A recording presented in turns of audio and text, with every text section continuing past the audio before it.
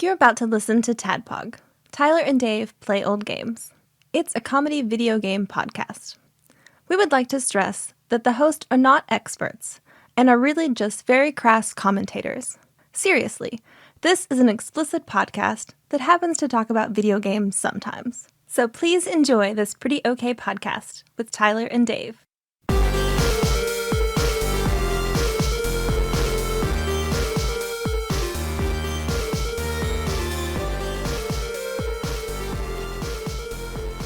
Hello, Internet, and welcome to another, the new 2022 remake of our Final Fantasy 3/6 episode. Man, you sound like all like keyed up about that. Oh, yeah, I mean, Who says a remake's a bad thing? it's a good fucking game. Not yeah, me. Free of the person that we don't have it listed on the episode list anymore, so it's better. This is the Pixel Remaster. There you there you go. go. TADPOG's Pixel Remaster Final Fantasy. I'll tell you what.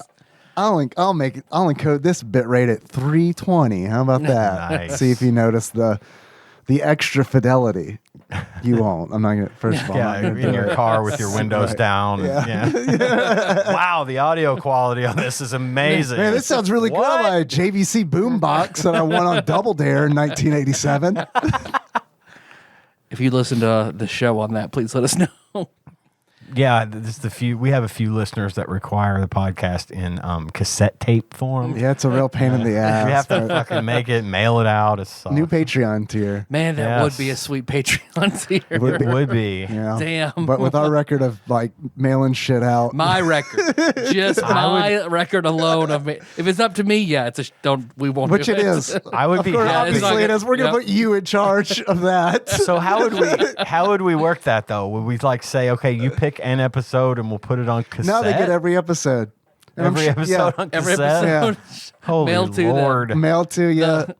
It's cassette tapes are probably, I don't know, let's just say $1 million a cassette at Yeah, this point. probably. Who knows? if I break it in my dad's garage, if you don't mind reused cassette tapes, No, I I can think use all that- my dad's gospel. Yeah, No. that adds to the Cassette tapes. rustic charm. Yeah, No, screw the full size cassette tape thing. We go with the mini cassette recorder like the cops use, you know. Oh, okay. Lay it on the table and record the podcast that way and then send that to the lucky donor, the one that wants to get it. Oh, luck has nothing to do with it. It's Yeah, just it's- the it's a amount of money. choice. If you're lucky enough to have a good enough job to pay us a lot of money each month, we'll definitely do that. But Tyler is in charge of mailing them, Yeah, so you roll those dice, Could my be throwing- friend. could be your throwing those mileage dollars may away. vary. I don't know why, but man, I do not like going to the post office. I guess because I I know don't. why it sucks. I guess I don't exactly know what to do. You can And I ask know the I'm going to have, person. yeah. Yeah. There's always a weird, huge line.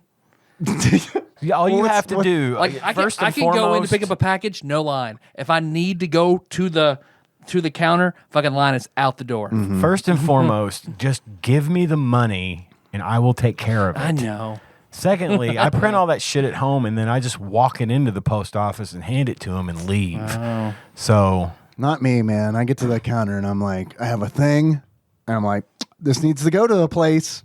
And they're like, well, here's your option. It's like, that sounds like the easiest one. Let's do that. And then they're like, get a box. And they're like, beep, beep, beep, beep, and tape it up. And they're like, that'll be $5,000. I'm like, here you go.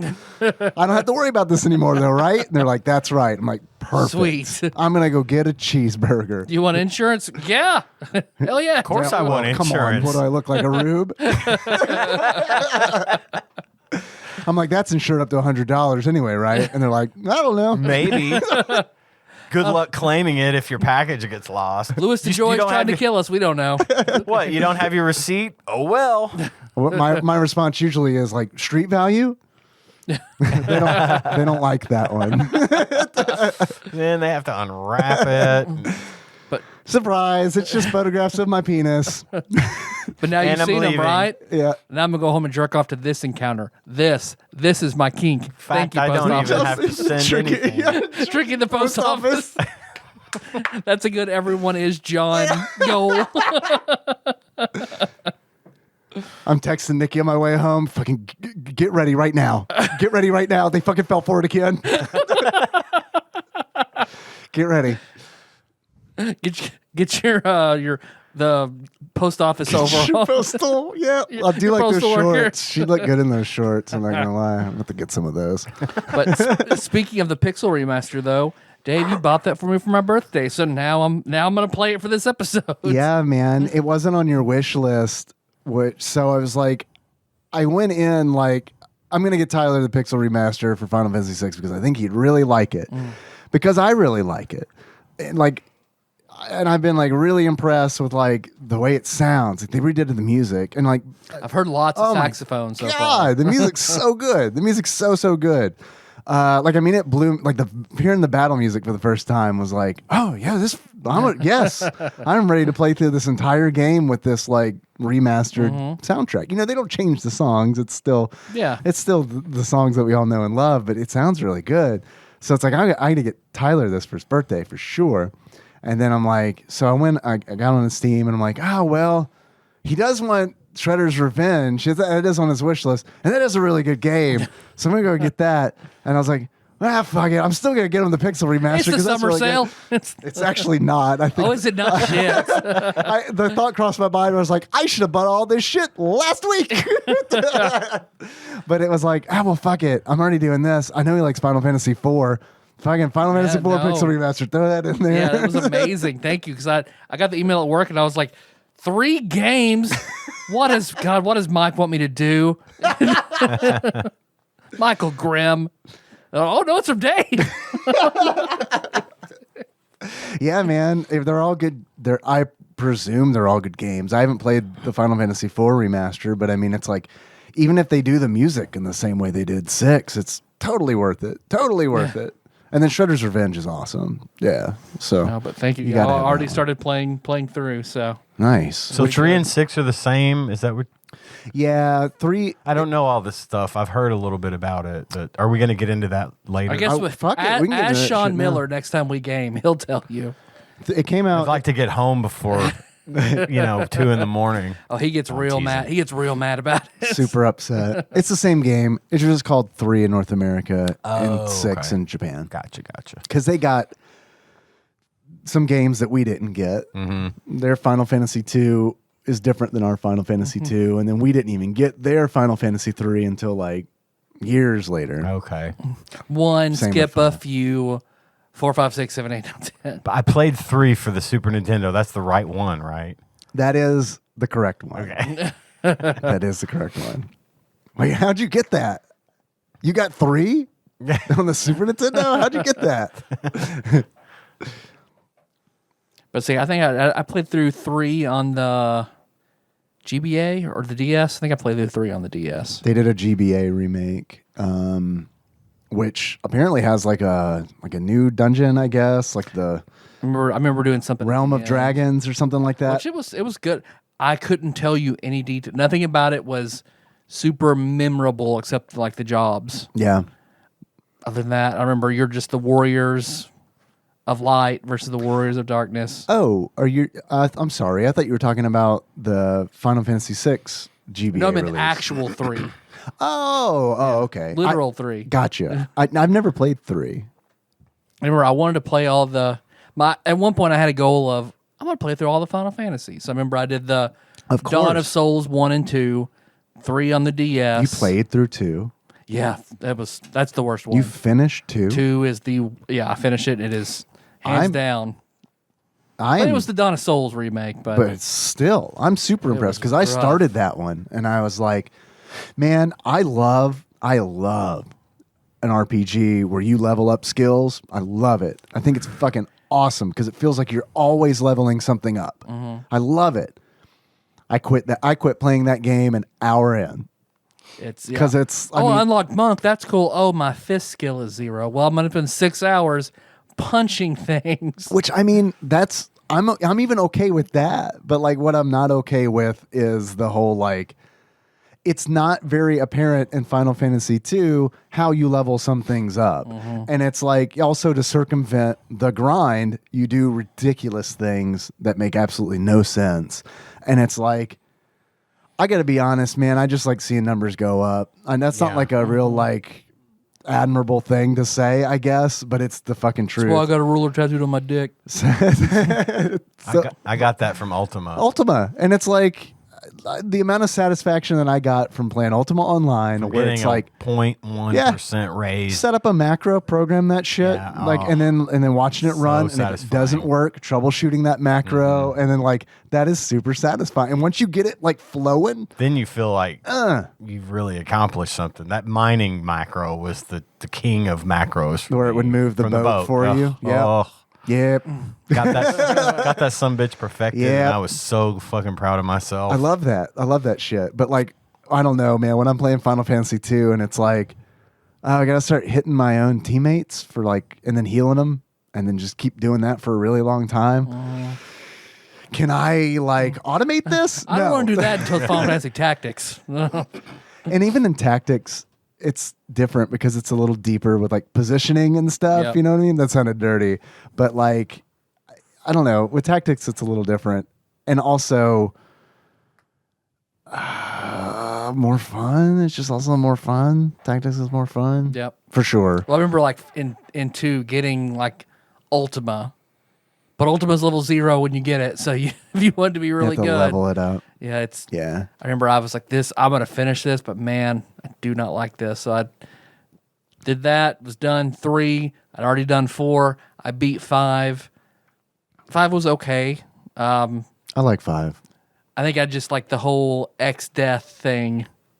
I didn't dig, but like the characters were fine. The story in 5 is definitely not the strong point. I like the Ultra bosses and Gilgamesh and all that was in it. Gilgamesh is fantastic. Yeah, but I mean, it's got weaker story than 4 and 6 for sure. Yeah, like the other 2. But it's weird seeing like the connective tissue in 5 because it's like there are a lot of things that they kind of like are still doing from 4 and will do in 6. So it's kind of, and that one didn't come out here until much, much later. So playing that way out, having played 4, way after having played 4 and 6, it's this is weird. I played a fan translation in like 2008, 2009. Yeah. So I like job systems though. Yeah, no, I do too. And then I had played the shit out of 6, played the shit out of 7, and then I stopped at 8. So I've got 8 and 9 on Steam. 9's really good. I want to play through both of those. 9 is. Of course, really I played good. 10. I played 11. Played the intro to 12. Did not care for it. 12 is really good, in my opinion. I've heard that everywhere, but like the first 30 minutes, I felt like it was just I'm brown sand everywhere. Well, I do not know where I'm going. I'm frustrated. I'm not turning it off. Oh, like I was on this one. Yeah. Spoilers. That was the brown. That was kind of like the brown and gray era of video gaming too, where it's just like more edgy. Yeah. So muted. But I think I don't know. The only thing with color is my blood as it spills out on the screen. I like 12 a lot. It scratched that Ultima Online macro itch. Did it? Yeah, because you program your party members. You set up logic for it, where it's like, if someone gets under 20%, you heal. Otherwise, you're doing this. So you set up parameters, and it's like, kind of like baby's first programming said from a guy who doesn't program. So right. I don't know, but you have a lot of if-then statements built into your logic. Yeah. So, yeah, I get it. And I think that's really neat. But I do think that one of the drawbacks of that system is they kind of limit the number of parameters that you can have. Sure. You unlock those. And it's like, man, it'd be really awesome if I could have more than 2 if-then statements. Right, like just give it to me all from the beginning. Sure. That seems like a really weird thing. You got to earn not playing this game. Yeah. So, but I like 12. And I think, I don't know, man. You need to travel in the circles that I travel in if you want to hate on 12, because I feel like I hear a lot of hate on 12. Because you and McElwain both spoke very highly. McElwain loved the shit out of 12. Yeah, 12. I think 12's really good. So I beat 13. I thought 13 was okay. I understand why it had the reviews that it did and why it went the way that it did. I feel like it set up a story, and then they realized, if we want to tell this story, we've got to gimp a lot of shit we normally do. So, and then I have yet to play. Well, they also 14 or 15. With 13, Square was adamant where it's like we're building our own engine. We don't know how to use Unreal, and we're not going to learn. We're going to build our own engine. So what happened was they spent all their time and resources building a custom engine, and then they were like, we have to make a game now. Make it quick. I have an idea. Let's just make it a tunnel. Every dungeon's a tunnel. Every one. And that's the story of 13. That's what happened. That's why it is the way that it is, because they refuse to use an engine, a pre-made engine. So it's like, and then, well, that's why there are so many 13 games. Because when people are like, wait, why does Final Fantasy 13 have so many sequels? People didn't like it very much. Well, we built this engine, didn't we? So did they ever go back to that engine for the other two games, 14 and 15, or did they go to Unreal for those? They never went to Unreal. I don't know what engine they use. I assume they use the engine that they built, but they as far as I know, they never went to Unreal. So there's Final Fantasy 13. As far as I understand. Well, no, that makes total sense. But I didn't play. What I've heard is the sequels to 13 were better than 13 itself. So I've got them both. Never touched them. But Yeah. I've got them both on my shelf. I would like to play through all of them, just because I guess a similar reason as you were just like completionism. Just play all of these games, even the bad ones that I don't like. Yep. I love it enough to complete my knowledge, but just nurture that broken side of me where it's like, let's be miserable for 40 hours. Why? Just to do it. To say we were miserable. Yeah. So someone could be like, have you beaten all the Final Fantasy games? I could be like, yeah. And they could be like, yes. And they could be like, neat. And that's it.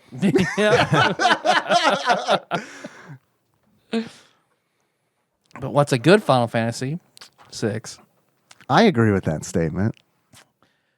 But I don't know if I don't think I've talked about it on the show. I think I've told you guys, but breaking my heart, unfortunately, dear friend of Piggy Palace fame, Casey, he's leaving our workplace. He got a fucking sweet ass. He made it sound like offer. He was dying at first. I'm glad that he's not dying. No, he got an amazing offer to be executive chef at, basically do everything at his own restaurant. So he's doing that. He's opening it's been various things, but it's like a prime spot in our downtown. He's getting to design his own steakhouse type menu. He took me into the building the other day, which is fucking badass, the way they've redone it. And put all this, like I'm excited to see it. Brass and dark wood, Cool. and it's fucking spectacular. It's gonna be amazing. Cool. Well, good So for please him. wish- Congratulations. Give Casey well wishes, and then in the fall we'll all go to his restaurant. Let's do that. Yeah. Let's all go have dinner.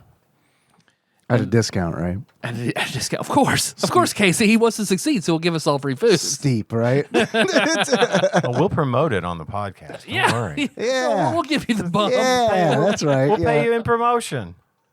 Tell him TADPOG sent you. And you get kicked out of the restaurant. Make sure you tell your server emphatically. Grab onto their clothing with both hands. Although our boss came in and we told him and he was like, "Oh, that sucks. Well, let me take you guys out to eat." And I was like, "Where do you want to go?" Casey's new restaurant. Well, he did say from here once it opens, every time he comes into town, it's like, "Well, that's where we're going to eat." So every time I was like, well, "Hell yeah, okay, sounds good. I will eat on corporate time." Yeah.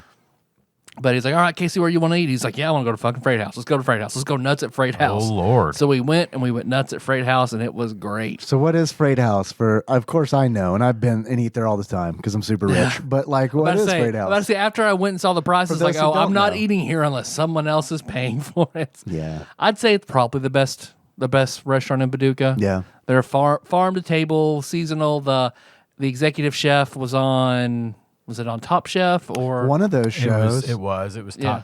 And she won one of No. those beard awards, right? James Beard? A beard one. She got a beard. Beardy beard? A beardy. A Tyler's They beard call is it- what she got. Was it Top Chef, like a ongoing competition, was- or was it like Chopped? I feel like it was a long ongoing. I think it may have been Top Chef then. Yeah, she made it very, very far. Yeah, she did. Like it was like third place Yeah. or something. It was pretty close. So it's good. We went and got it's a sort of a modern Southern sort of menu. I went and had we split a tomato tart and the smoked bologna, which was fucking great. Yeah, with the spicy sweet mustard. Then of course I love beef tartare. They had it on the menu. I was like, fuck yeah, I'm eating beef tartare, and it had a hot sauce. I forget how he cooked it, like a gelatinized and hot sauce egg yolk on top. That was some of the best shit I've ever had. Cool. Oh my god. Then I had like the carp, and I had a drink called like the Domo Arigato Mr. Cacti, something weird. And it was supposed to be like tequila and prickly pear. And prickly pear. Okay, fuck yeah, I'm in. Anything prickly pear, I love it. And then the first pricklier the better. Pricklier the better. But it was the first one I had that had been infused with smoke. I never had one of those smoked cocktails. It was gross. Don't do it. It tastes like you're drinking a campfire. How do you do it? Fuck that. How does one infuse a cocktail with smoke? Because they'll light some kind of wood and then basically sip the glass over it and let it fill with smoke, and then they'll quickly turn it over, pour it in there, so the smoke then infuses into all the liquor, and it just I think that does sound pretty awful. Does sound gross. Yeah, it does sound gross. It's very trendy right now. Yeah, it definitely sounds like it is. Which, yeah, I don't know. And it was all on the back end, so I take a sip up front, like, that tequila's pretty strong, it's pretty sweet, and then, whoa, there's campfire. What if it was like a s'mores drink?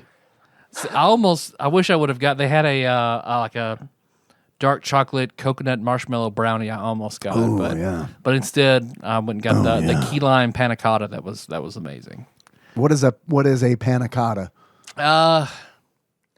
Is it like terracotta?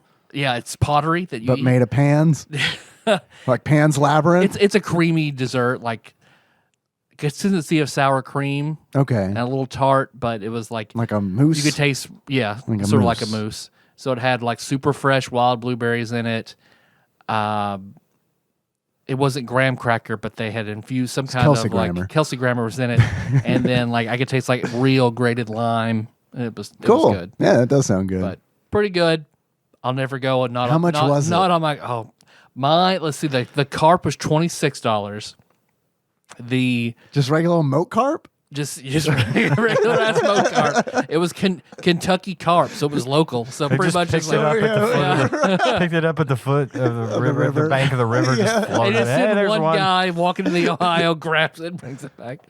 Here is your nickel, sir. my shitty smoke cocktail was like $12, $26 for the carp, $15 for the beef tartare, $11 for the tomato tart, $11 for the bologna, $12 for the panna cotta. So $100+ lunch for Tyler. Mm-hmm. So it's like, oh man, this was pretty damn good. I will never do it if I'm paying for it. Not $100+ for lunch good? No. We went there with my dad. We did dinner, but yeah. Oh, it was dinner? Yeah. Okay, well that does make a difference. Yeah. I mean, I still wouldn't go do that. Not on my dime. If I'm paying. My dad took us there, me and Tanya and Gage, Mandy, Cohen, all of them. And my grandmother and his wife, all of us, my grandmother and my dad's wife. There was 7 people. And we all ate, and I didn't see the check, but I know it was significant. Ooh. It probably was pushing, $600-700 for that dinner. Damn. But I mean, whatever. He didn't care. Yeah. But they don't take reservations between like 6 and 7. So because I mentioned I would get us a table at 6 in case he was like, it's dumb, but they're not going to do it. I was like, why? He's like, yeah, because of the turnover when it's busy, they only take reservations at 5 and then reservations at 7, so they can turn over and not have a bunch of people waiting or whatnot. I was like, but wouldn't you have more people waiting that way? I don't know why they do it like that. So I called and I was like, can I get a reservation at 6?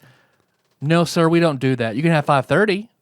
It's like, oh, okay, well, 5:30, I guess it is. 5:59. 5:59. And then I text everybody and I was like, okay, it's 5:30, and one person was like, I can't do that. Not enough time to get ready. Sure. Okay. I mean, So I called and I was like, so I can't get one at 6. No, sir, we don't do that. Okay, well, I'm going to cancel my reservation. And according to Google, Wednesday is your slowest night. So I'm just going to show up at 6 and get a table. They're like, okay.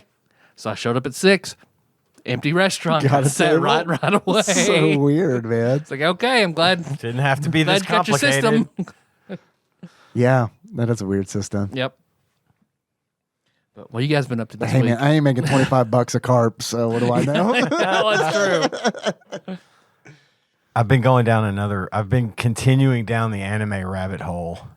Now I'm watching, aside from Stranger Things, which I finished, season 4, now I've started watching pretty much anime all the time. What'd you land on? I know you were considering a few different things after Well, it's Death Note. It's funny. I was just kind of scrolling through Netflix. Did you see the new Death Note? They're going to do it as a series. No, I did not.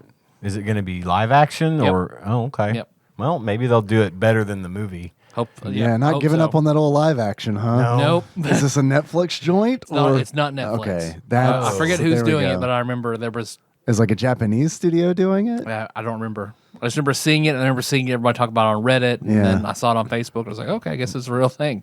Not being Netflix could make the difference. 'Cause, Yeah. you know, they don't go past one season of anything. But, well, funny, I was scrolling through and, I finished watching. Oh, I had finished watching season 4 of The Umbrella Academy. That's what I had been on. Yeah. I got caught up with that, and I was like, screw it. And I was going through the anime, and I saw one that caught my attention called High Rise Invasion. Haven't heard of that one. It's based on a manga, which Mm-hmm. I looked up the manga. And the art is very close to the real deal. I mean, Yeah. it looks good. Yeah. What's it about? This girl wakes up on top of a building and is being hunted by people with masks, but they don't kill her. It's a whole nother realm, apparently, and these people that just randomly get picked from our world and put into this world, and it all takes place on top of high rises that are connected by rope bridges. And these people hunt them. They're wearing these masks. They call the people masks, but they're not allowed to directly kill the people. They're supposed to drive them to the brink of insanity or desperation so that they kill themselves and throw themselves off the building. And that's pretty much the premise of it. And I was like, okay, whatever. And I was watching it, and I actually got really hooked on it. I burned through the first season in like Good Lord, 2 man. days. It was nothing. I mean, it was only like 13 half-hour episodes. Sure, It was a short yeah, season, yeah. so it was easy for me to get through it. A lot of the only thing I found kind of odd about it was there's a lot of focus on panties in this one. Yeah. They talk about panties a lot. Just talk about them. Well, like You see them like too, the main right? you do the main These character, panties are driving me to the brink of insanity. I'm going to jump off this building. the main character's wearing the typical sailor uniform. Sure. And then I mean, you said at the moment you said high rise. I'm like, I know why it's up high. yeah. The camera angles are already rolling through my mind. I know why everything's set high in the sky. Frequently she's Rope bridges, okay. Yeah. Frequently she falls on her butt or someone's following her behind her on a rope bridge and it's this Yeah. other girl and she sees her panties. There's this one scene where one of the masks is a woman and she's wearing a mini skirt and she's about to stomp on this guy's head and kill him with her boot. And the last word he utters is panties, and then she smashes his head. It's okay. I like that. You might No, I like like I that like too. that a lot. It was I'm kind good of, with it was mildly erotic, but not pornographic. Yeah. But it's good. I liked it. I don't know if I'm supposed to like it, but I really I liked it. think it's, if you like It's it, you like subjective, it. yeah. And I would recommend anyone give it a shot. You'll know whether or not you're interested after the first couple of episodes. Yeah. But then something else really weird happened. So do you remember me telling you that I started watching JoJo's Bizarre Adventure on Netflix? I don't remember. Did you I not bring saying that up? You I bet- might I have. think I vaguely but remember you saying I that. don't remember. That's one I've always wanted to start as habit. A couple of months ago, I started watching JoJo's Bizarre Adventure on Netflix. Yeah. Got through the first season, and I was like ultra. And then I got to the second season. And the first season, I was like, it's all right. I guess it's all right. Whatever. Got to the second season, I was like, what the fuck is going on? None of this is making any fucking sense to me. And I gave up on it. I was like, fuck this. I don't want to watch this. This is confusing. This is shit I'm supposed to know and don't know because I haven't been watching anime long enough, I guess. I don't know what the fucking problem was, you know? Didn't think anything more of it. Yesterday, or a couple of days ago, Gage messages me. He goes, Dad. I'm like, what? Dude. What? Man, you have got to watch JoJo's Bizarre Adventure. I'm like, Gage, I tried. And you've watched it all since then. I tried to watch it. You went to your hyperbolic time chamber and watched all of JoJo's. I did, no. I told him, I was like, Gage, I tried watching it, man. He goes, I don't understand. I've been watching this and I love it. And I know this is right in your wheelhouse, especially with the anime that I know you've seen and that you've enjoyed. So far, I haven't seen one I haven't enjoyed, you know, up to this. And I was like, I don't know, man. So I start describing the stuff from the season I watched, and he's like, and then the next season after that, and where I kind of fell off. And I was like, you know, I just sort of lost it. I know what happened. I just sort of lost it when so-and-so and this happened, and I didn't know what the fuck was going on. And he goes, what? And I said, it just didn't make sense to me. How does it make sense to you? Explain to me what I'm missing.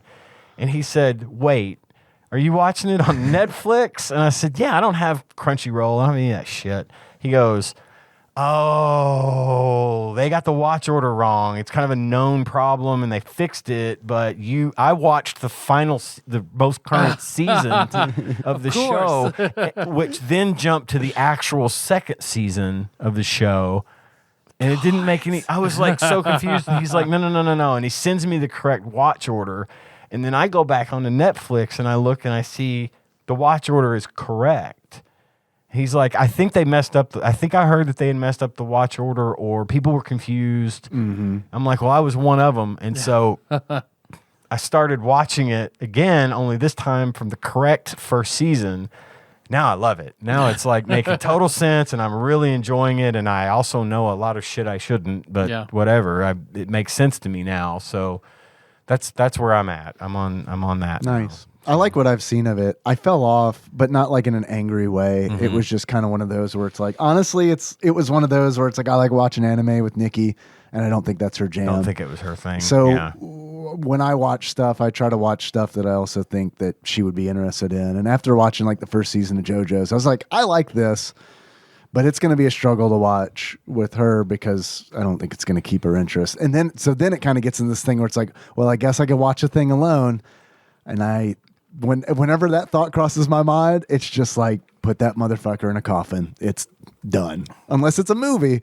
But if it's like a show, like one that I have to like get invested in, I got to be watching that with somebody. So if I could keep up with you, Ian, which I cannot, then I might give it another go. It's hard to do because I do watch a lot of TV. You go through it, man. I'm like, I applaud it. I can't do it. I watch it as much as I can, you know. But there's times where I'm watching anime that I really need to be playing a game for the show, like because I can't do both. Like, no. I will play a game, and then before I know it, 30 minutes of this show I was interested in has gone bye-bye. Well, that's why it's got to be a sitcom. Yeah, it's got to be something I've seen 1,000 times or something that's just not going to. But I'm also that kid who will just stare at whatever the fuck is on TV blindly. I don't care. I've been a TV kid since day one. Yeah. And I watch TV. That's all I do. That's all we do is watch TV. And, you know, I game and I can pull away from it at times. But for the most part, when I come home from work or I sit down and whatever, and we'll just sit and watch. She'll put on Law and Order. Yeah. And I'll be playing a video game, and then I'll find myself watching Law and Order and just staring at it like, you know, it just gets my attention and keeps it. It's like one of the only things I can actually pay attention to. What was that anime you first mentioned, the one with the panties? It's called High Rise Invasion. It's on Netflix right now. There's only one season. Wait, the anime with the panties? Paname. Panty May. That's like a subgenre. Yeah. Whenever you watch Golden Boy, that's when I'm eager for all of us to sit down and talk about it. We could do one episode per episode of Golden Boy. I'm down to do that. I almost bought a Golden Boy animation cell. Oh, man, that would be. But it got a little expensive. Yeah. Like, a little... In hindsight, I probably should have bought it. But Yeah. but at the time, it was very much like, I don't know. No, I totally understand that. But Golden Boy is a tough one because it's like, I love Golden Boy, but there are some stipulations to Golden Boy. You have to watch the English dub. Yep. You have to. Yep. I wouldn't do it any other way. Okay.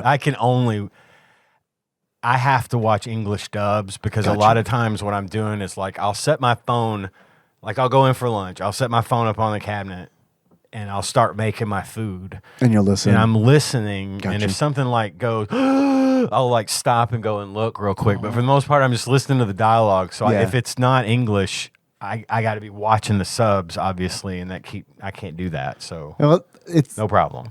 see back in the 90s, English dubs were really bad. Yeah. They're great now. I honestly think that they're great now. I watch them subtitled, but it's mainly just because that's how I grew up. Right. But I mean, like We watch everything subtitled, but yeah, I get it. but I mean, English dubs, they're perfectly fine now, but they used to be absolute trash, like Yeah. laughably so. Is that why I need to watch Golden Boy with English dub? Yes and no, because It's the best voice performance I've heard in fiction. it's not it's weird because it Oh, is. man. It's but yeah. Only Kintaro though. Everyone else right. is Everyone else is absolutely what you expect from a cheap '90s Yep. anime, where it's So just. what's Doug Smith? Is that the guy who does I think Kintaro? that's his name. But God bless I don't know Doug for Smith sure, because he brought it. He brought it on a level, on a once in a generation level for Kintaro. especially for like for the period. I wouldn't say that I would say that it's great because it is so funny and it is a comedy anime. Like you know what I mean? Like his Yeah. performance is great for what the anime What is it trying is, to do. It's trying to right. make you laugh, and he does a really good Yep, job of yep. making me laugh. But just 7 episodes. Yeah, Or it's is it short. 6 episodes? It's 6 or 7. It's somewhere in there. Shit, I could burn that up in an afternoon. Oh yeah. You could. But I I'd don't know also- where it's showing. because of High Rise Invasion, the way you make it sound, it's got the sort of the pervy angle, but also the serious, the It dark. is, and it to me is it's very much reminds me of kind of like it's got a Squid Game feel to it. Yeah, I could Because see like that it's a with the- situation where, of course, in Squid Game they know why they're there. They fucking volunteered to be there. But in this one, they just sort of appear in this realm, and the whole thing is geared. And this is no spoiler, but it's geared around a quest for the perfect God, because God has to factor in there somewhere. And there's some really interesting characters. The lead characters are like high school girls, and they can be a little bit grating. But I think that's for me that's new. But I also know that's probably not uncommon. It's tropey. Yeah, It is it's- a little tropey, and but it doesn't bother me. I thought it was really good. I thought it really held my attention, and I wanted to see more. I think after you'll every like High School of episode. the Dead then. High School of High the School Dead. of the Dead. Okay, So because I do like that sort Yeah, I of. could see that. I do like that sort of sexy, pervy angle to it. I don't need it to be crazy, like pornographic. You would definitely like High School of the Dead. But there's something neat. I like that kind of. I get they it. stick it in there like the old. Why do you think I Camp- started watching it?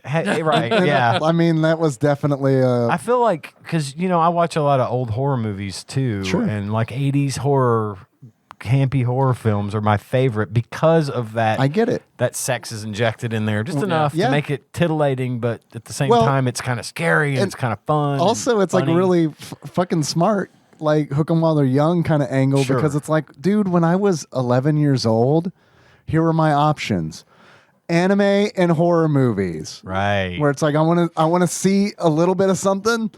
Those are my two go-to options, and it's like okay, and then cut to 30 years later, it's like, well, I like this stuff. Yeah. You know, Well, I and mean, I'm it's like- finding it. I'm finding it now in the last year. I've found myself. I'm actually think I'm a fucking anime fan because I think keep you watching it and I definitely keep are. enjoying the shit out of it, and I keep wanting to see more. And like, I even, like with this High Rise Invasion, I even went so far as to go and look at some of the drawings, Some of the people manga, that yeah. scanned Oh, in of the manga, excuse me. You're and good.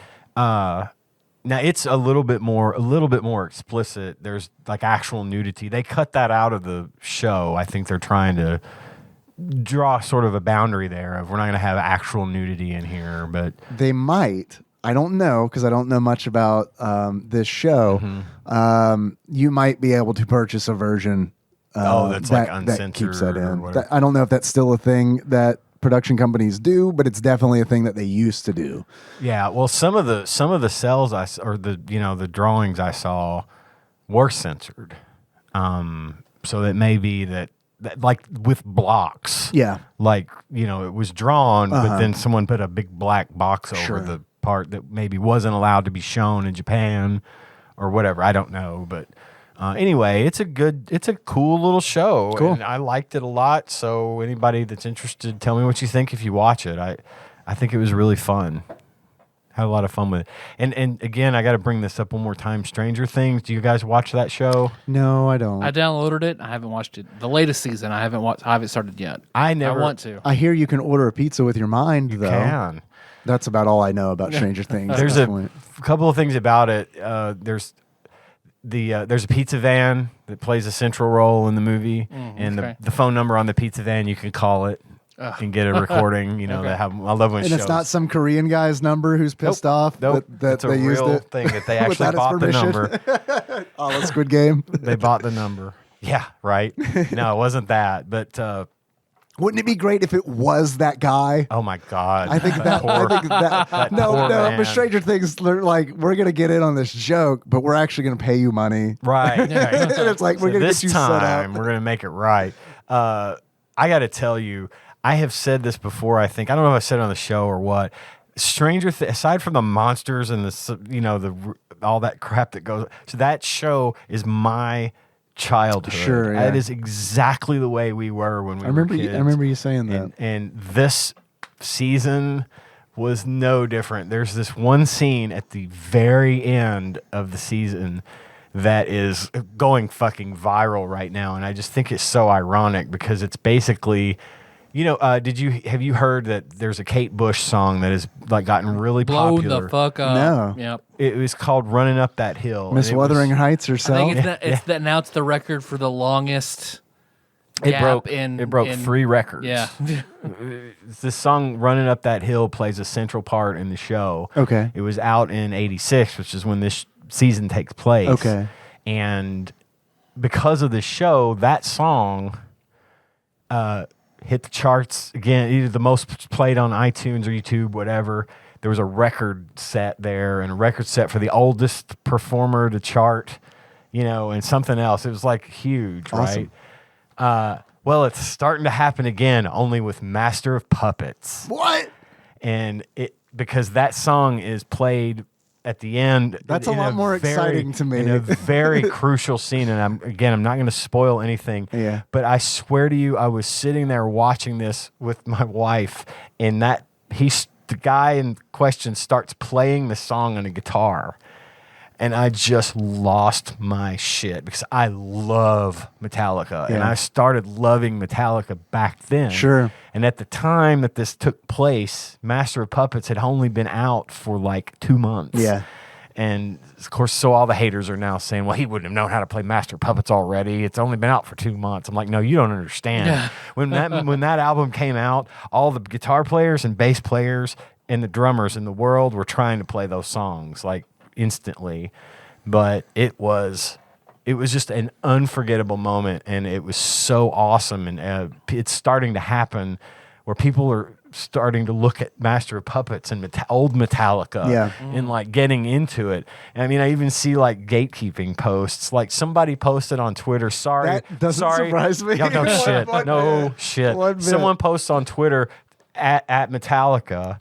Sorry, Metallica, for all the fake fans because of Stranger Things 4. Was it Napster? Because that would have been hilarious. No, that would have been funny. Metallica responds with, we don't have a problem with people liking our music. It doesn't matter who they are, and they might even But actually it does find matter other music that they whether or like. not they pay for it. But they have to pay for it. Yep. I was about to say, because I remember music clicked with me in the era of Metallica is ruining everything. Yeah, So- they did. I'm not gonna lie. Lars and his buddies were having a heyday with that. So I was one. like, I love this Napster thing. What are they trying to take away from me? Who is this? Metallica? But anyway, Metallica. The Power Rangers villain. Metallica. We had a good time with that one, and I can't wait for anyone that watches Stranger Things wants to hit me up on Discord. I'd love to talk about it because those kids were me and my friends. It was so cool. I think most people are watching it. I think It's I'm an outlier. They broke Netflix. I mean, Netflix I broke. want to. I just haven't Yeah, had I the just- opportunity. They broke up the season. Like there was like 8 episodes, and then there was a 2-month break, and then the 9 and 10 episode came out like last weekend or something. And apparently Netflix went down in some places because so many people were trying to watch it all at once. Wow. It's a huge thing. It's the biggest thing Netflix has ever done. I know it is. And But- 11 other people passed on it before Netflix was like, oh, we'll give it a shot. Yeah, yeah, and it's made a huge splash, and it's some of the best TV out there. Honestly, I really dig that show, and I like that they've continued to keep it interesting. It's not to say that each season is a little different because they're all kind of the same theme, but they do such a great job of tying all the different bits and pieces of information throughout the seasons together that it's pretty great. Yeah, like Pretty Lost, but flawless. with planning. I love it. Yes, exactly. They have a plan. Not just changing things on the fly because people on the internet guessed correctly. See, right. which So- is fun. The first, I mean, it's fun. Yeah. But it does get to a point where it is like, oh, damn. Well, it's like I'll compare everything like that to playing Jacob's D20 modern game, and Jacob building up this. I mean, he planned for hours for this huge fight, and he wanted it to be a big twist. And as soon as we started that episode, like 5 minutes in, Josh realizes the twist, says it out loud, and Jacob loses his goddamn mind and says, fuck it, you're fighting him. Fuck it. I don't even have to explain to you why. I'm not fucking with it. You ruined it. You're fighting him. You ruined it. You ruined it. Oh, man, he was so bad. You ruined everything. Josh is like, oh, okay, well, I guess I'll kill him. That's I wasn't there, but I definitely can man. see this all playing out. And that's Especially- Josh's gift. If I want to lay it down breadcrumbs, Josh won't fucking get it. But if I don't want you to know, Josh fucking hones in on it exactly. But anyway, that is Wiz and Sage's TV talk. I The don't. week. Oh, yeah. I don't watch a lot. High Rise Invasion, Stranger Things 4, and JoJo's Bizarre Adventure. Wiz and Sage says, check it out. Make time for Spy Family. It's For what now? Spy Family. Spy It's an Family. anime Okay. that's just ended its first season. Okay. It's very, very good. Cool. It is. I think you would like it a lot. Okay. I mean, it's just one of those where it's super well done. I honestly don't want to give a whole lot of details away. It's kind of one of those where it's just like the journey is a lot of fun, and it's a pretty wholesome. Okay. It's a pretty wholesome anime, and but it's very funny. Got a lot of good action. It's kind of been like the big one of this season. A lot of people have said this season's been kind of a flop, but this one has been like, this is the one. Well, see, it's funny because I've had, normally I take stuff like this with a grain of salt. I have had so many people come at me about anime. You guys, both my sons, We're all just other people- excited that you've Well, discovered and I it. know, and I love that because I had there would be a point in my life where I would have said, "Nah, no, I'm not going to do that."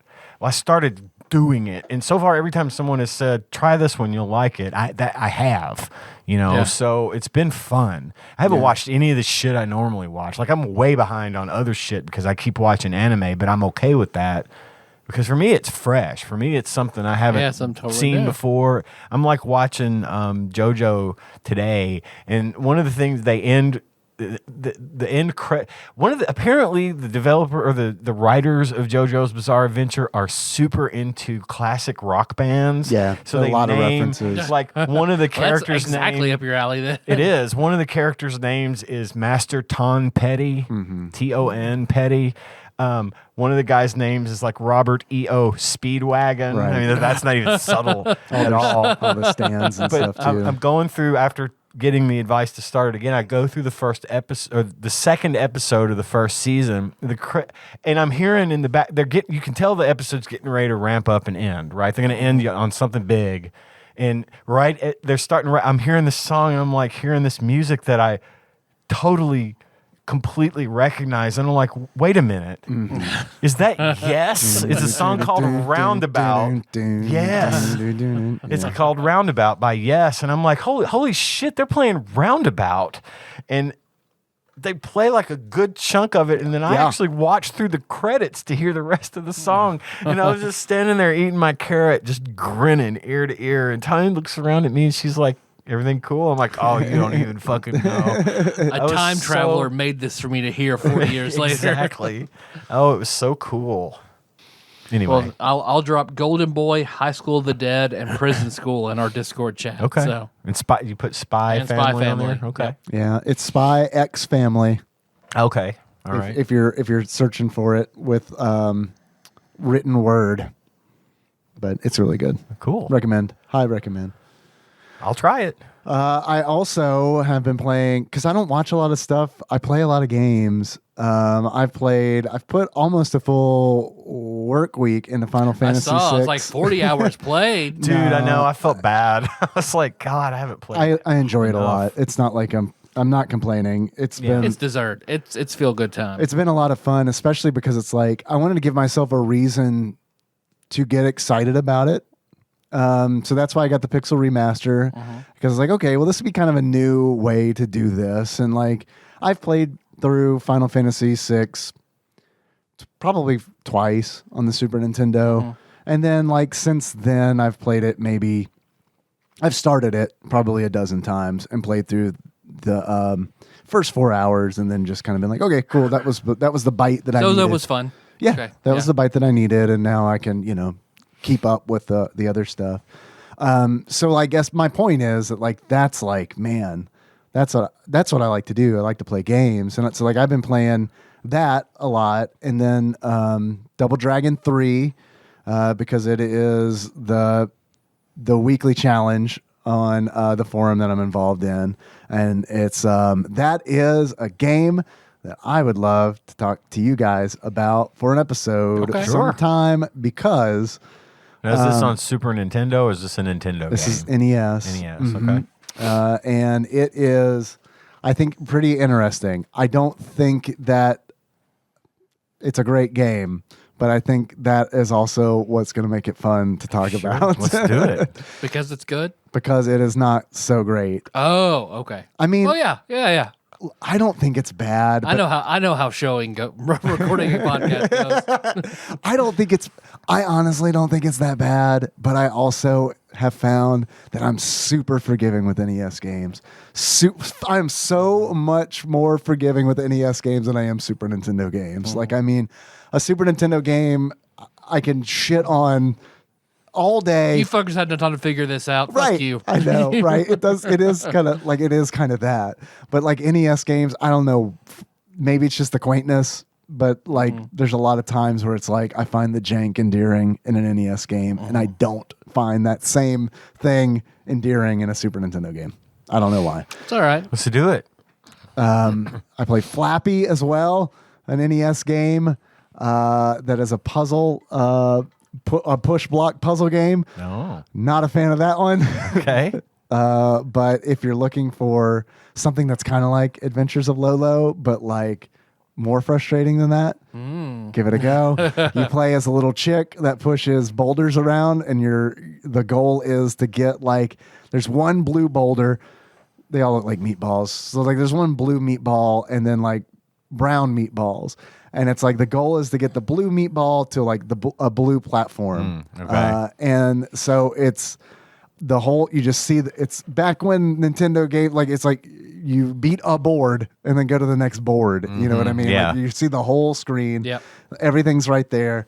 Solomon's Key style. Solomon's Key style, yes, but this is like an unfriendly Solomon's Key, which I feel like is saying a lot. Oh. There's 200 levels in this thing. Oh, damn. And here's what's super frustrating about it is like the meatballs all move on a grid, but your chick does not. Doesn't seem like it would be that bad. I mean, it sounds like it's not great, maybe just a minor inconvenience, but what sucks is you can destroy your boulders. And you can destroy your boulders by like accidentally bumping it when it's next to a wall. And when you destroy a boulder, it's typically like, well, this puzzle's unsolvable now. Like there so many times I'd figure out the solution. It's very friendly in that you can pause the game and it doesn't throw up a big screen that's like, sorry, we're not going to give you time to think. You can see like it. pausing a Pornhub video. I don't know, man. I just burn right through them. I don't know if I've ever paused one. click. I'm usually like, can I skip through this faster? Get to a good part. Get to a good part. But like, yeah, man, it's like so many times I'd solve the puzzle and then be like, all right, I got to move this here, this there, got it. And then immediately, I destroyed my boulder. You're done. You're done. You're done. You're done. It would be a nice one to play with save states, I think, because then you can just well, Oh, fuck that up. Let's fuck go that back. up. Let's go Rewind back. it. Yeah. That would be the enjoyable way to play it, Yeah. I think. Yeah. No other really big news for me other than I guess I'm a Pepsi guy now. I saw you were drinking Pepsi Zero Sugar. I got to tell you, this stuff's really good. I had it. They got me through Taco Bell because they don't have Coke there. So I was. Because Pepsi owns them. Oh, I didn't know that. They own them, Pizza Hut, and KFC. Wow. Yeah. It's all under that Pepsi Is that- umbrella. It used to be. Yum I think is it's still- under Yeah. Pepsi? Yes, I believe Wow, it is. Unless, I don't know. I know at one point Pepsi owned all those brands. And what cable company owns Pepsi? Shonhart Wigs. Anyway, go ahead. Yeah, no, I tried Pepsi Zero Sugar and was like, holy shit, this tastes like a non-diet soda. So I drank that, and so like I started getting that every time I go to Taco Bell, and then I was just like, man, I want to try. What do these taste like canned? And I think they're really good. I think the answer is I think they're better than it's better than Coke Zero. I went. Well, I don't drink the zero sugar, obviously. Sure. I've mentioned that 100,000 times. But we switched to Pepsi. When I drink soda, we don't drink much anymore. But I switched to Pepsi like 3 or 4 years ago from Coke, and I'm hooked. I love Pepsi. Yeah. I like it way better than Coke now. And I was a Coke dude my whole life. But I'm about that Pepsi tip now. So. The way I explained it to Nikki was the shelf life on this Pepsi Zero Sugar is like 1,000 times longer than a Coke Zero. Because like Coke Zero, man, I love a Coke Zero when it is damn near frozen. Right. Where it's like, fuck, man, this is awesome. 10 minutes later. Yeah, you crack it open and it goes, goodbye. And it's flat. Yeah, I mean, 10 minutes later, it's like, this isn't very good anymore. But the Pepsi Zero Sugar, what I do like about it is like, I don't know, it feels like. Holds its flavor and its carbonation a little better. I don't know about the carbonations. I've kind of given up on carbonation. You know what I mean? You get that in the first couple of drinks, right. and then it's like whatever. just It is crapshoot after yeah, that. it is Yeah, what I it get it. is. But like I don't know, something like the warmer. I think this goes with any soda, in my opinion. But like the warmer a Coke Zero gets, the worse it gets, and it gets worse faster than a Pepsi Zero Sugar does. Okay. And the other thing is like, it's weird, man, but it's like and this also might be a con, depending on how you look at it, but it's like I can open a Pepsi Zero Sugar and I can chug it. I cannot chug a Coke Zero. Like, it's just something about, I don't know what it is. It's almost like the Coke Zero's my body is just like, I think that's a solid, dude. Don't. but like, This is car cleaner. Stop it. which I mean, I still drink Coke Zero, like from restaurants and stuff. But in the house, switch to the Pepsi Zero Sugar. Pepsi Man has finally gotten Finally to me. got Well, you know, Pepsi, Dave, is the choice of a new generation. You can't deny it. I mean, it gets to you eventually. Well, Yeah. we switched to Pepsi because Melissa had Holy an shit. aspartame intolerance. Look at She us. was all about Diet There's Coke. fucking 3 Pepsi boys here. Then, like, she was having MS type symptoms. Yeah, aspartame is. It turns the out worst. it was the aspartame. So we switched to Diet Pepsi. Stop. Went away. I think they use sucralose maybe. Yeah. I have no idea. And then, of- yeah, so Melissa's been fine ever since. Like, to the See, point, the- like, our hands were locking Maybe- up and shit. Maybe- Aspartame gives me a migraine headache. All that diet shit does. Even the stuff in the new. I still can't drink the new stuff, but it's more tolerable to me than like aspartame or back when saccharin was a thing. Oh, is saccharin not a thing anymore? No. Oh, yeah? No, they stopped using saccharin. I gotta I'm tell you- certain they did. I don't know what the fuck. I don't know what's in anything I put in my body. You know, I got the vaccinations or whatever. You know? You got the 5G. You're safe. Like, I don't question shit, I guess. That's my point. Where it's like, I don't know, this kill me, fucking bring it on. I do what Business Daddy tells me to do. How much of this I have to drink, Mr. Pepsi, before I die? They won't let me smoke the cigarettes anymore. Did you see the shit? It was on. I saw it on. Maybe it was on Reddit or on TikTok. The guy who he drank 25 liters of Cola? Pepsi a day. And died. Well, no, he finally went to a hypnotist, and for the first time in And 25 now he years, can't stop quacking. And now he won't go to work. he's like, for the first time in 25, he worked at a grocery store, so he could get it cheaper and readily available. It's the employee discount. Yeah. So he's like, most of my paycheck went back to buying the Pepsi. Pepsi. He tried to get hired at Pepsi, and they were like, "I don't think We so." see what's no. We see what's going on here. You don't drink your own supply, sir. That's why banks are like, you have been convicted of bank robbery? I don't think so. Try again. Well, he got hypnotized to break his addiction, and then he's like, "Yeah, I drank water for the first time in 25 years because it was exclusively Pepsi." Wow. Wow. Wow. I drink water every day, but I also drink a lot of soda. Because water's in Pepsi. There's plenty of water in beer. That's a, I drink the water and the coffee, and that's it now. I don't drink That's what I've anything tried. but water, and tea, iced tea. I do unsweet tea, coffee, and then I try to make a soda rare. So I gotta cut. I'm with you. I gotta cut the caffeine. I just can't. It's just one of those where No, it's I'll like never cut caffeine. I need to. I will do it. It's just I'm not ready to do that right yet. It's like I gotta if I can get my mind aligned with like what I need to do, it won't be a problem. But right now it's just like like what I was joking earlier where it's like I can't smoke. So it's one of those things where it's like I take solace in like what little vices Sure. I have. And it's like caffeine is one of those. And it's like I know it needs to go real soon. But it's just not yet. It's hard to put the whoopee down, dude. Not I get yet. it. I get it. You guys want to take a break before we dive into Final Fantasy VI? Yeah, Sure. man. Let's Some CXins. this motherfucker. Yeah, Final Fantasy CXins.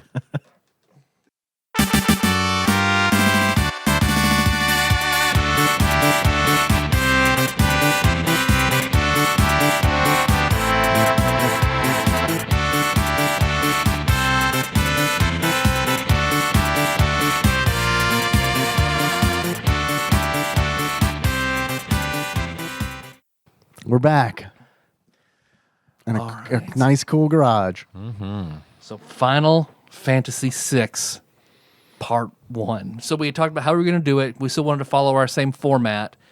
Since the other was 2 episodes, we could split this one into World of Balance, World of Ruin. Would probably fit pretty nicely. So this episode will only be about the World of Balance section of Final Fantasy VI. But following our own format, so Final Fantasy VI, go to Toys R Us, you're looking through stuff, you don't know what Final Fantasy is, you see the Final Fantasy VI box art, what do you think? What's your expectations of this game? Man, I wouldn't know what the fuck it is. No, I wouldn't in either. any way No. whatsoever. No, and I wouldn't have played this in middle school had it like not been recommended to me. Yep. Yeah. So I mean, it was just like I never would have just picked this up off a store shelf. With the commercial, have you seen the commercial, Ian? No. Oh, the commercial. Would the commercial helped you in any way whatsoever? No, well, it would have helped Square Oh, because you're the mouse thing blowing shit up. Okay. I love that commercial so much. It's Mog interviewing. Mog is a character from the game. He's the koala bear looking mascot essentially. And we know it's a Moogle. We're just trying to talk generically, everybody who's like, but they fucking forgot it's a Moogle. Oh yeah, no, that's a good point. I was just because Ian, I didn't know. I don't know if you know what a Moogle is. I do know what a Moogle is Sorry. now. I do now. But when I saw the box, if I saw the box art, I would have thought, is this some sort of Pokemon thing? I don't know. Yeah. Sort of medieval Pokemon, because it's got the big sword, Sword the with mythical something sword. hanging off the sword. Which is a weird choice for Mog, I'll say. Yep. He can't even wield a sword. Where's his lance? If it was the Aura Lance, I'd understand. But I didn't know anything about it. And looking at the box art, I would have thought it was some kind of medieval quest with Pokemon of some sort, And I guess to an extent, it's not too far from that. But the technology aspect Magicite or of it, Pokemon, it's a medieval steampunky quest. Okay. yeah, the technology side of it sort of surprised me a little bit. I wasn't prepared for that, I didn't know anything about it going in, and I still don't know much about it because I probably got through maybe a 16th of the game before we recorded. Yeah. So I hope that Kefka doesn't say, at one point in the game when Kefka's going nuts, doesn't say, gotta catch them all, and throws out and gathers all the Magicite, because it would fit. I've been playing the remaster. I can tell you that he doesn't, but he does make 2 D's nuts references. I don't know if that's going to make or break it for you. General D's nuts. At one point, he does say that his tower is lit. Okay. No, that works. I haven't got to that point yet. I don't know. He probably does, though. Man, this poison in Doma slaps. Right, so It's bussin'. this train is busting the dead to the other side. It's a weird. The box art is weird because typically North American, And 2 is equally as vague. If we think about it. if not more. Yeah, because honestly. there's not even an animal on it. Yeah, there's just words on that.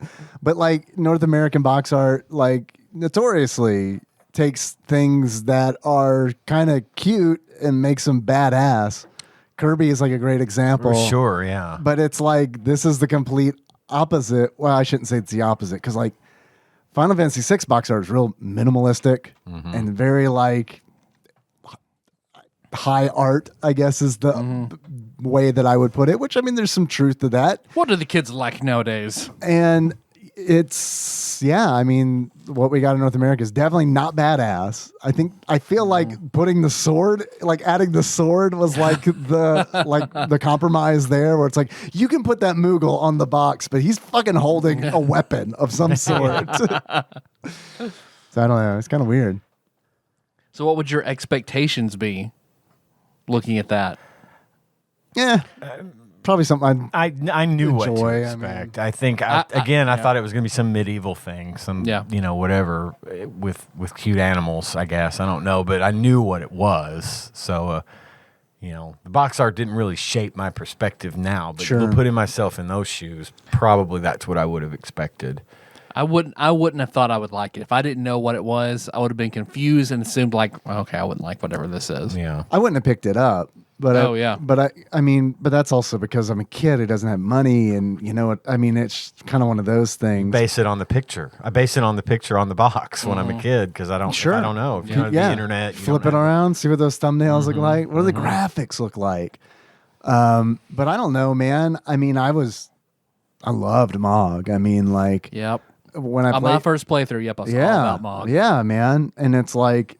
Every playthrough since then, I've used Mog less and less and less. That is one when we get to 3 bad things that something about 3 of those? Something about Mog takes up one of my bad things about this game. Oh, I know. I would guess. But so a movie. If we were to compare this game to a movie or a celebrity. Well, for me, I didn't. Strangely enough, it's gonna sound weird. I picked Naruto.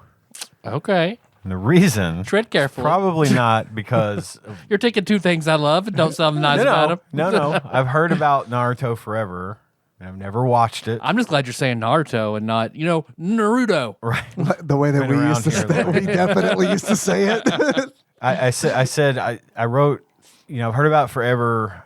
I've never watched it, and I don't get why it's as popular as it is, but that's not because I have anything inherently against it, but who has time to watch 220 episodes Okay, of fair. Fair. This was a time thing for There me. are only 750 episodes between Naruto and Naruto Shippuden. It's a time that's where I was going with that. It's a time thing. I have never heard of or never thought to play these because I know they're time intensive, and to get the full effect you got to be 12 and have the whole summer ahead of you with nothing better to do and not have to That helps. work and That go helps. to school and things. I would say it's not a requirement, but it definitely does help. No requirement, but it helps. Yeah.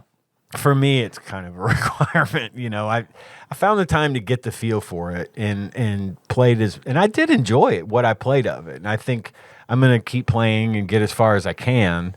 I had a few things in my list of good and bad as well on my first impressions. And this is, you're getting the noob perspective from me here because having never done it, having never played it, I did like it and I enjoyed playing it. It's just, I feel like it's going to be sort of lost on me because I'm not going to be able to find the time that I need to play it the way it's deserved to be played. So definitely not a casual game. No, it requires a commitment. Yeah. For sure. Well, if we can do 3 Scott Pilgrims in a row, you'll have time to play another Well, that's 20% true. of it. I thought about that. We'll probably have more time between these episodes, so We I had can a get a week. little farther. We had one. We we just only had one we week. just had 1 week. Yeah. And having never played it, I mean, I got lost a bunch. Or- I got, Oh, yeah. it was. Do you play a lot of but you play a lot of JRPGs from the 90s though, right? So you've got like a working I don't think vocabulary of all this stuff. Yeah. No, I don't think I've ever played a JRPG Right. in my life. So- So, I mean, yeah. my first blind playthrough had to be like 120 hours, just exploring, walking to every inch of the map, Sure. trying to land on every piece of land, Sure. and just trying to milk everything I possibly can out of it. I do think that this is a good first one to play, but even then, I mean, the barrier to entry is it's pretty high because Tyler, I was similar to you. I mean, my first playthrough wasn't entirely blind because, I'd get stuck and I would call Lord Matt and be like, "Hey, what do I do here?" And he would help me. So I mean, but it was still probably like 80 hours. I mean, it was, but I enjoyed all of it. Well, and you know? I got so stuck, and I'll get to this eventually. I guess I don't know if now's the time. Sure. Where'd you get I was stuck? looking for the castle. The very beginning of the game when you go looking for Figaro. Figaro, yep. Is it Figaro? Figaro? I think both are applicable. Okay. I couldn't find the fucking thing. I walked around in the desert. This is what I was talking about earlier. I was walking around in the desert aimlessly, hitting an encounter every 50 And that's a milliseconds. rough place in time to be hitting But- those. Like I totally understand. Hey, But My beautiful wife is here. yeah. you gonna record with us? That mic, we get to make that mic live. Thank you. Thank you. Thank you. Gotta go. You gotta go. Pick up a kid. You brought Okay. everything. She did. It's nice to see you. What are these? Natural What'd she bring? and artificial flavored filled donuts. No, she brought us Phil's donuts. Phil's Donuts. Filled donuts. Oh, Two. PHIL''D. FILLED. The PH is silent. If Phil ever starts making porn, it better be filled. Filled. It better be. Filled muffins. Phil, 20% of all profits from Phil need to go to me. Use that.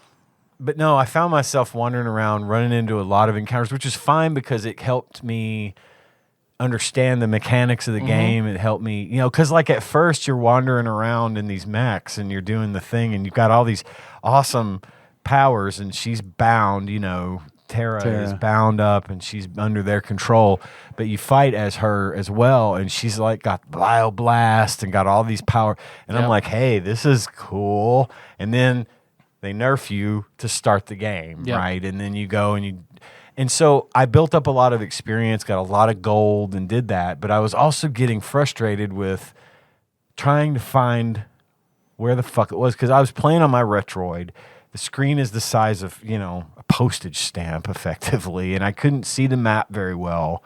And so I ended up going to YouTube and watching someone play it up to a point. That's fair. To see how to get to the castle so I could move forward. And I did that, and kind of like you calling your friend, it's just I gotta move forward with this somehow, or I'm going to quit. And there's no chocobo stables in Narsh either, is there? So that makes that harder anyway. Yeah, it was a walk, and once I found it, I was like, I have been walking in this vicinity. I know I was walking in this vicinity. I'd go up to where, okay, maybe I got to go around here, but then the land is too narrow to pass through, and go over here, and it's like, this is a secret passageway to South Figaro, but you can't get there right now because you're not. I hadn't gotten to. Was it the cave that you were having a problem finding, or the desert? Like this castle in the desert? Castle in the desert. I kept walking around it somehow. Really? And eventually I made my way to it when I saw it on the YouTube video. I was like, God damn it. And finally I walked right. I mean, it's in the middle. It is. It is. I know. I don't know how I did that. I turned it off, and it was just kind of saved. Well, I can see your gamer's instinct is to not head to the prize, to sort of look around all the edges and not miss anything. I can get how. And I may have missed some dialogue that said it's right in the middle. No, but I somehow missed it, and then finally got. And I can imagine the map being pretty unclear, like the overworld map you have in the corner. Like it was, and plus it was this big to me, Yeah. tiny, like I'm an inch. I need to upgrade my handheld game and go with something that has a bigger screen, because my eyesight's not what it used to be, but I can't always hook up. Like my Retroid doesn't hook up to my little portable monitor because it gets like this weird line right down the middle that screws up the graphics. So I don't know if it's a cable thing or what. But anyway, that's where I was kind of running into problems. I get to the castle, and then everything's just going smooth. I get it. I understand it. Get to the point where the castle submerges, which I thought was cool as hell. I did not see that coming.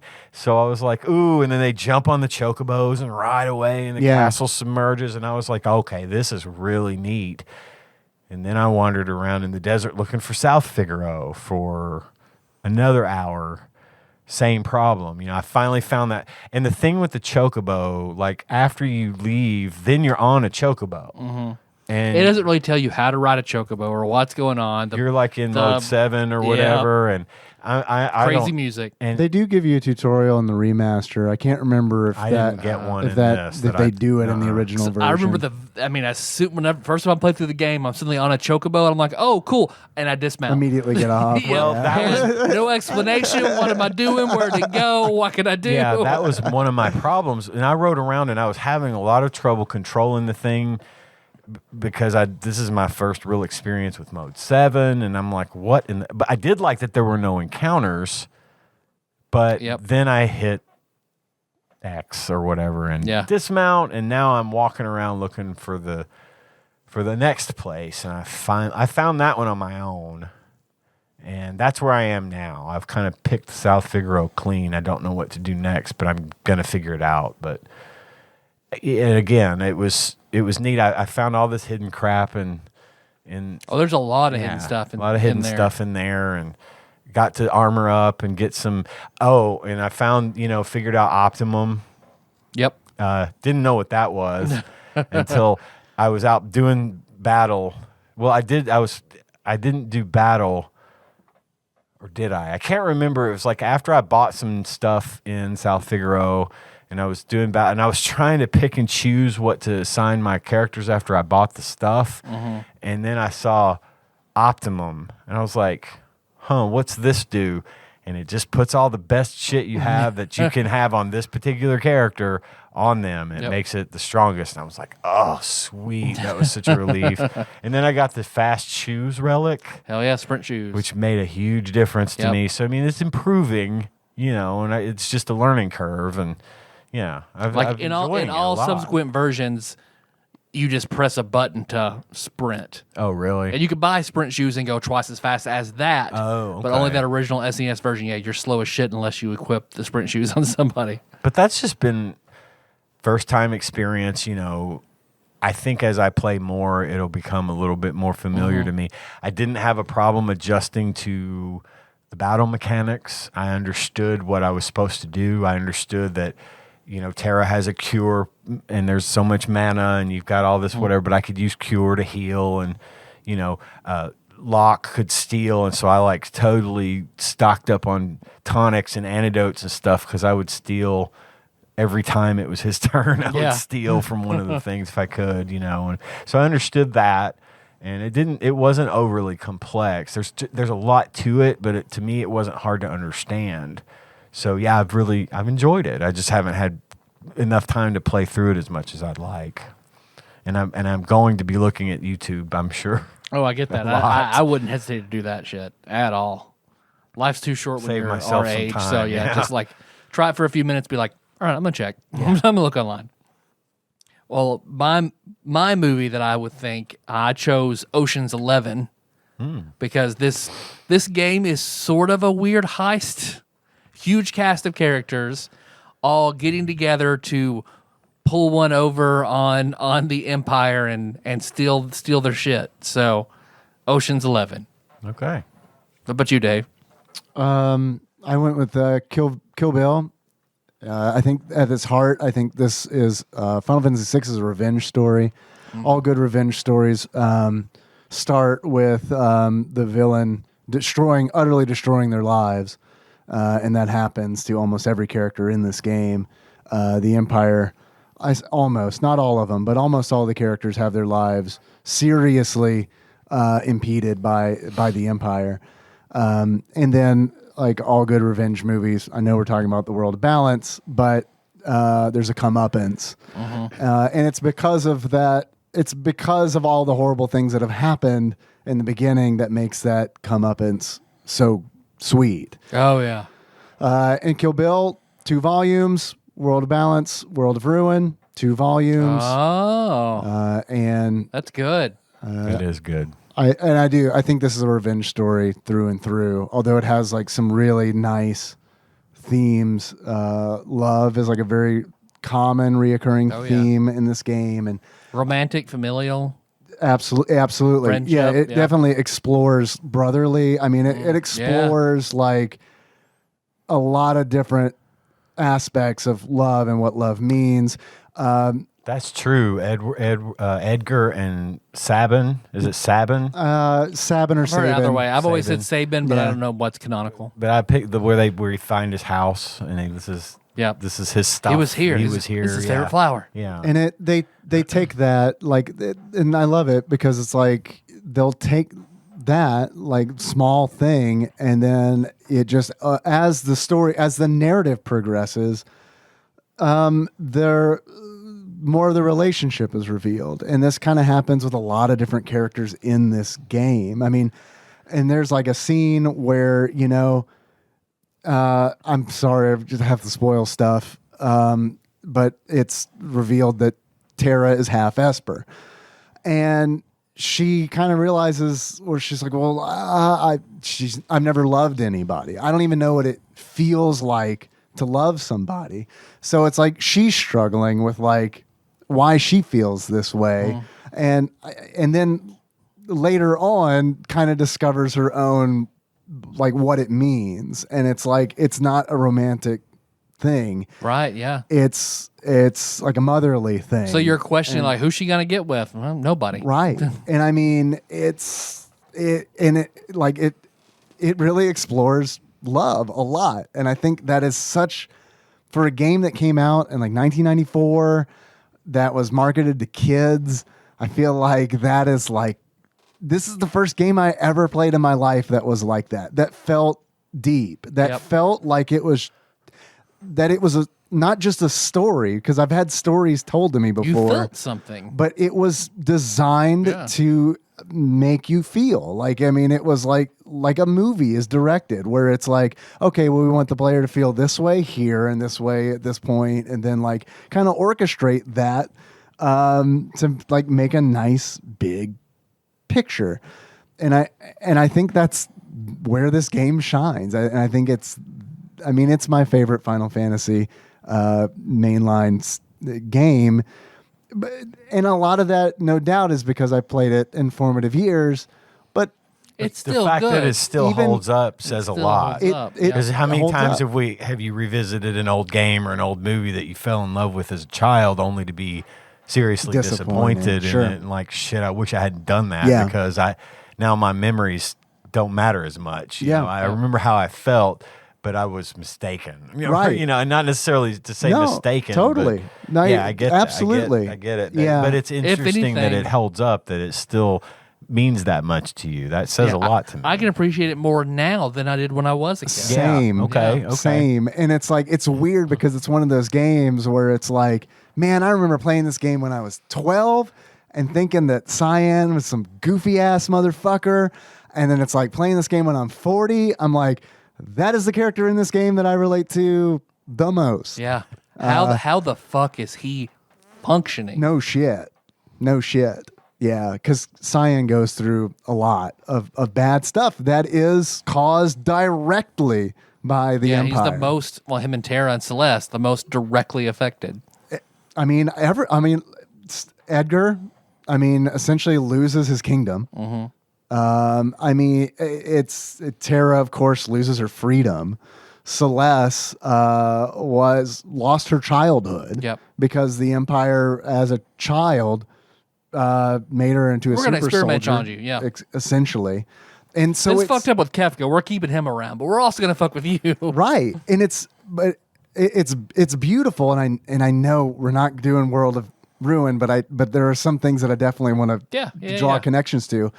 Celeste loses her childhood to regain it at the beginning of the World of Ruin. She regains her childhood. It's a grandpa. She gets a grandpa, and it's this moment. It's this weird. And then depending on how you do it, moment. loses a grandpa. And also depending on how you feel like it should go. Because as an adult playing through it, I know we're talking about the World of Balance, but like I went through the beginning of the World of Ruin like the way that I felt like it intended to go through. Because this game, it's nice you can change it, but I agree with you. yeah, I agree that it is nice that you can change it, but I'm sure we'll get into it next episode where we talk about Final Fantasy, but like this game absolutely 100% talks about suicide. And I think that it is fantastic that it brings it up even to begin with. This game, like, you can tell that they really were trying to say something. And I don't feel like it was done in a arbitrary way. It feels like they really took care to do it. Well, as a kid, I didn't even understand it dealing with grief in that Locke. It changes who Locke is. Yeah. Him dealing with his grief and his loss and his failure, and then to the point that, hey, weird old man, keep my girlfriend preserved in this basement. I'll figure out a way to bring her back to life. Oh, and I think it's really interesting because, like, in the World of Balance, at least, he kind of puts that to the side. And I feel like that is not an oversight from the direction. I feel like that is like this character's growing. Like, this character was so like caught up in reviving his love that he dedicated his life essentially to treasure hunting. But then, like, all of this happens, and it's like he grows as a person because the Empire rises up and it starts taking over the world and destroying everybody's lives. And then he gets wrapped up with Terra and The rebellion is, what do they call the returners? The returners, yeah. And no one could have saved Celeste to the extent that it needed to be besides Locke, since he sees her, and even she's like, stalker much? Come on, dude, calm down. You don't even know me. Right. It's like, nope, not gonna let anybody hurt you. Fuck that. And like it's great too, because it's like this goes back to like, while this overarching story of the Empire is going on, there are all these little side stories that are all character driven. This game has so many characters. I think it has like 11, right? Or 14. I mean, it's like I have to count them out. It's around a dozen. And what's great is that most of these characters form relationships with the other characters. Like Cyan, we mentioned earlier, the samurai dad. He loses his family to the Empire, and he later, shortly after, meets this feral child in an area called the Veldt. And something I didn't pick up on as a child, but as an adult playing this, Cyan has like a real like fatherly tone towards Gal, like a tone like this tone that he doesn't really use with any other characters, but he has this like this fatherly like patience and understanding with Gal, because Gal really irritates Sabin, like really irritates Sabin. And Cyan is always very super patient with Gal. And it's just an example of how like these characters have depth. And I never experienced that in a video game before. And honestly, like some games I don't even experience that in now. That's not to say that it doesn't happen, but it just shows to me that they really took a point to make that.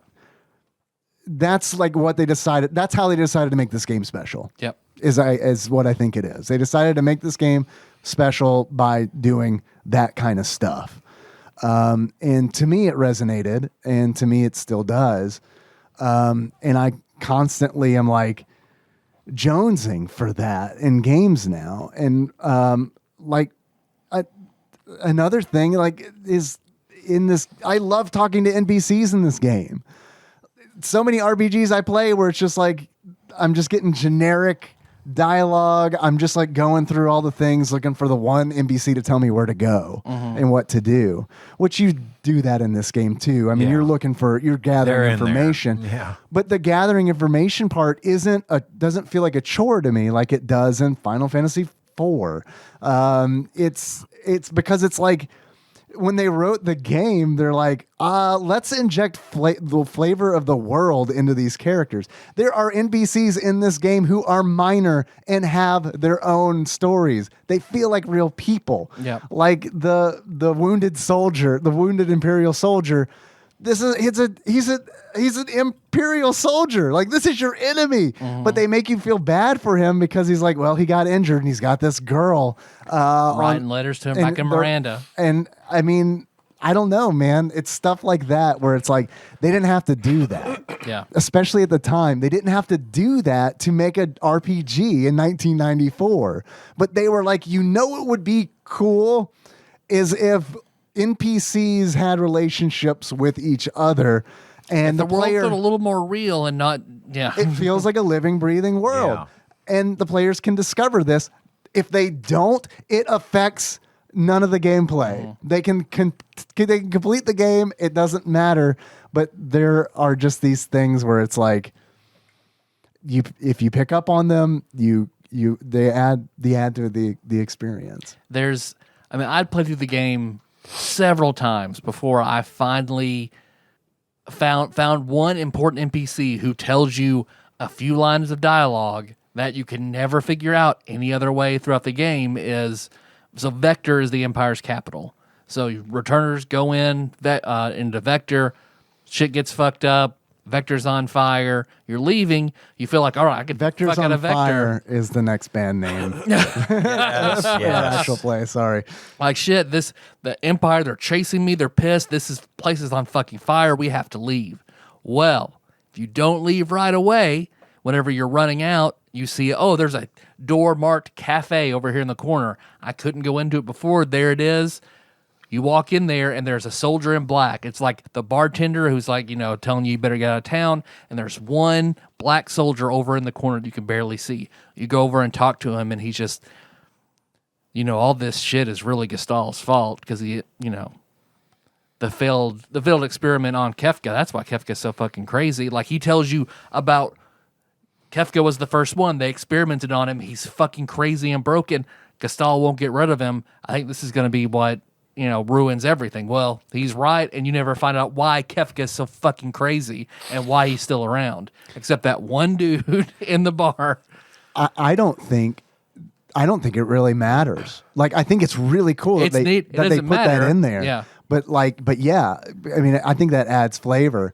And I mean, as off the rails as Kefka is, like as far as villains go, go, it's nice to have like that A explanation. little context to like the chaotic evil that is Kefka. Yeah. Sure.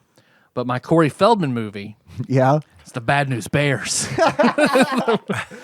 That's weird. It was mine too. Because I didn't have one prepared. Well, That is it works. so weird. The because returners it's of the Bad mine News too. Bears. The returners of the Bad News Bears. Yeah. And Bandon is fucking Walter Matthau. But all right, three good things. Three good things about this game. It's hard for me to narrow it down. I can't. Well, for me, it's not because I don't have enough built up. So Yeah. I've got a few that I can throw out there, and we can play off of that as much as you like. My first impression, which is a good thing, is that this game is just packed. Yep. It's packed. Items, relics, characters, the NPCs, the backstories, all that stuff. There's so much room, Yeah, but they feel like they fill it out. They do, and it's you've got your main quest, and you've got the other stuff you could go look and see and enjoy if you want to, but you don't have to. I can definitely see why this would be a hell of a game to spend your summer as a tween playing. Well, even in, when you're in South Figaro, it's not like any other RPG town. You see, okay, there's a river running through it, so that's where they have a dock. Right. And they have water wheels with buckets that you can see. And then you go to other places where they don't have a river. Oh, they have farmland. You go behind the house and they all have patches of farm. Like they're little details that make it not feel weird. Like it's just, this is 4 houses together. It's a village. It seems good and well thought out and well put together. And those the details go on and on and on because it's like a little detail. There's an item in the game called a tent, and a tent is an item that you can use in the overworld, heals your party to full, restores their MP to full. Every character in the game has a different sprite for their tent. Yep. Oh, that's cool. Didn't have to do that. Didn't have to do that. Yep. They just did it. They didn't do it in 4, but they did it in 6. Yep. So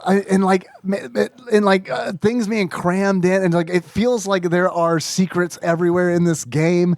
Every time I play this game, I notice something different about it, which is fucking blows my mind because We're talking about 30, coming up on 30 years, and it still holds up. Desperation Moves. I didn't know what they were for Really? decades after I played this game. I just know something sometimes would happen that was awesome, and I couldn't explain it. So a desperation move being sometimes if a character in your party is in critical health for long enough, they'll do a badass super move just fucking out of the blue. Every character has a unique one with a unique effect. Yep. So, like, I remember... There's no indication. No indication. No happens. indication that You these don't characters... trigger this. You don't Yeah, choose... no. No. Their back's up against the wall, and they'll just do it. Yeah, you don't have to wait for it. that It just is happens. cool. It's a proto limit break. I mean, Yep. that's like in Final Fantasy VII, there are limit breaks with like a gauge. Like it's clearly this is a mechanic. This is the interface for the mechanic. But in 6, it's fucking rogue. I mean, it is just like, sometimes this shit will happen. Sometimes you'll be asleep. A taper will show up and wake you up. Why? Sometimes a wombat is going to roll over and fuck your shit up. I don't know. The answer is I don't know. This guy's got a dog. It runs out sometimes. Because that's the way it is for real, though, right? I mean, that's the way it could be. Sometimes this guy's dog runs out. Sometimes it doesn't. I mean, Here's a rabbit in a samurai hat. It'll heal you a little bit. Mugu Mugu? What's that mean? I asked the person who speaks Japanese. They don't know. Is that the sound a rabbit samurai makes? Yeah. There really was. I was playing the Final Fantasy VI Randomizer on Twitch like maybe a year or 2 back. And Girk came in, who was at the time living in Japan. And we were talking about like all the name differences and like, because all the characters have different names in Japan in the Japanese version. And then he was like, no idea what Mugu Mugu means. None. Makes no sense to me at all. I put also that I was not expecting to have an easy time picking this thing up and playing it, but it was surprisingly easy to understand.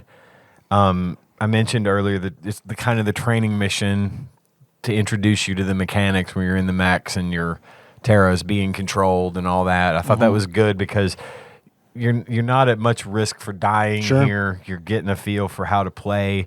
Occasionally it'll pop up and tell you when you get to the shop that sells the relics for the first time, pops up and tells you what relics do and how to use them. The guy takes off and hits the wall and runs away. And Right, exactly. And then, that's the other, just another point that I found that I was intimidated when we picked this one because I thought, well, shit, I don't know what the learning curve is. And honestly, it really wasn't that bad. Yeah. I understood the defense, like where you can switch to defense for your turn so that you only take half damage. You know, all of those things. There's like a back row you could put a spellcaster. Yeah, exactly. Front row if you run, if you don't care about getting hit, and you want to fuck shit up. Again, neat that you can stack things in a certain way. You can play your own strat. You can just go straight at them, which is most of the time right now what I'm doing. It's just taking turns and curing when needed and hitting and fighting when needed and blowing magic left and right. But, again, for a first-time player, I was surprised at how well I was able to pick up and enjoy it and understand it. So I like that. I really do think it's a good intro JRPG. That excluding action RPGs. Like I feel like if it's like a turn-based RPG, this is a good one to start with. Because even if you don't like the gameplay, there are a lot of other things that it offers. Yeah. When I feel like a lot of other JRPGs, it's like you have to like the gameplay. Like if you don't like the gameplay, then they might not have a lot to offer otherwise. Yeah. I counted out there are 14 characters, 2 of which are secret. Back to the secrets. Yep. Yeah. So painted in the very broadest of brushes, my 3 good would be the story. that was my third good. Yeah. Yeah. The character variety. Yeah. Because 14 characters that all have in the case of one, have all, one unique ability that makes them stand out. Different stats that you might not expect. Yeah. So like Realm, you wouldn't expect this little girl from a backwater village to have the best magic stat in the game. She blows the other 2 big natural spellcasters out of the water. I learned that watching the Final Fantasy VI Randomizer. Yeah. If you get Realm with Shock, General Leo's Shock, she wrecks shit because it's dependent on your magic score. Yeah. So, you just have one big-ass AoE that you just bam, bam, bam. I actually have that on... I have the character variety on my list of bad things. Oh, really? Yeah. Because I think it's really, really strong in the World of Balance until you get Magicite. And then everybody kind of runs together. I can't remember who said this on Discord, and I'm really, really sorry. I wish I could, but you nailed it. It might have been Willie. When you start getting Magicite, all of a sudden your party is all red mages. I get that. I think that's why I saw a mod one time to play where only certain characters could have access to certain kind of magic. I think that's really cool. So, like, black magic was a lot rare. More people had white magic and support magic. And I like your idea of the playthrough you want to do where only the only natural magic.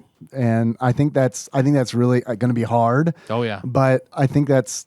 And honestly, as much as I'm complaining about, like, I don't like how Magicite homogenizes all these characters...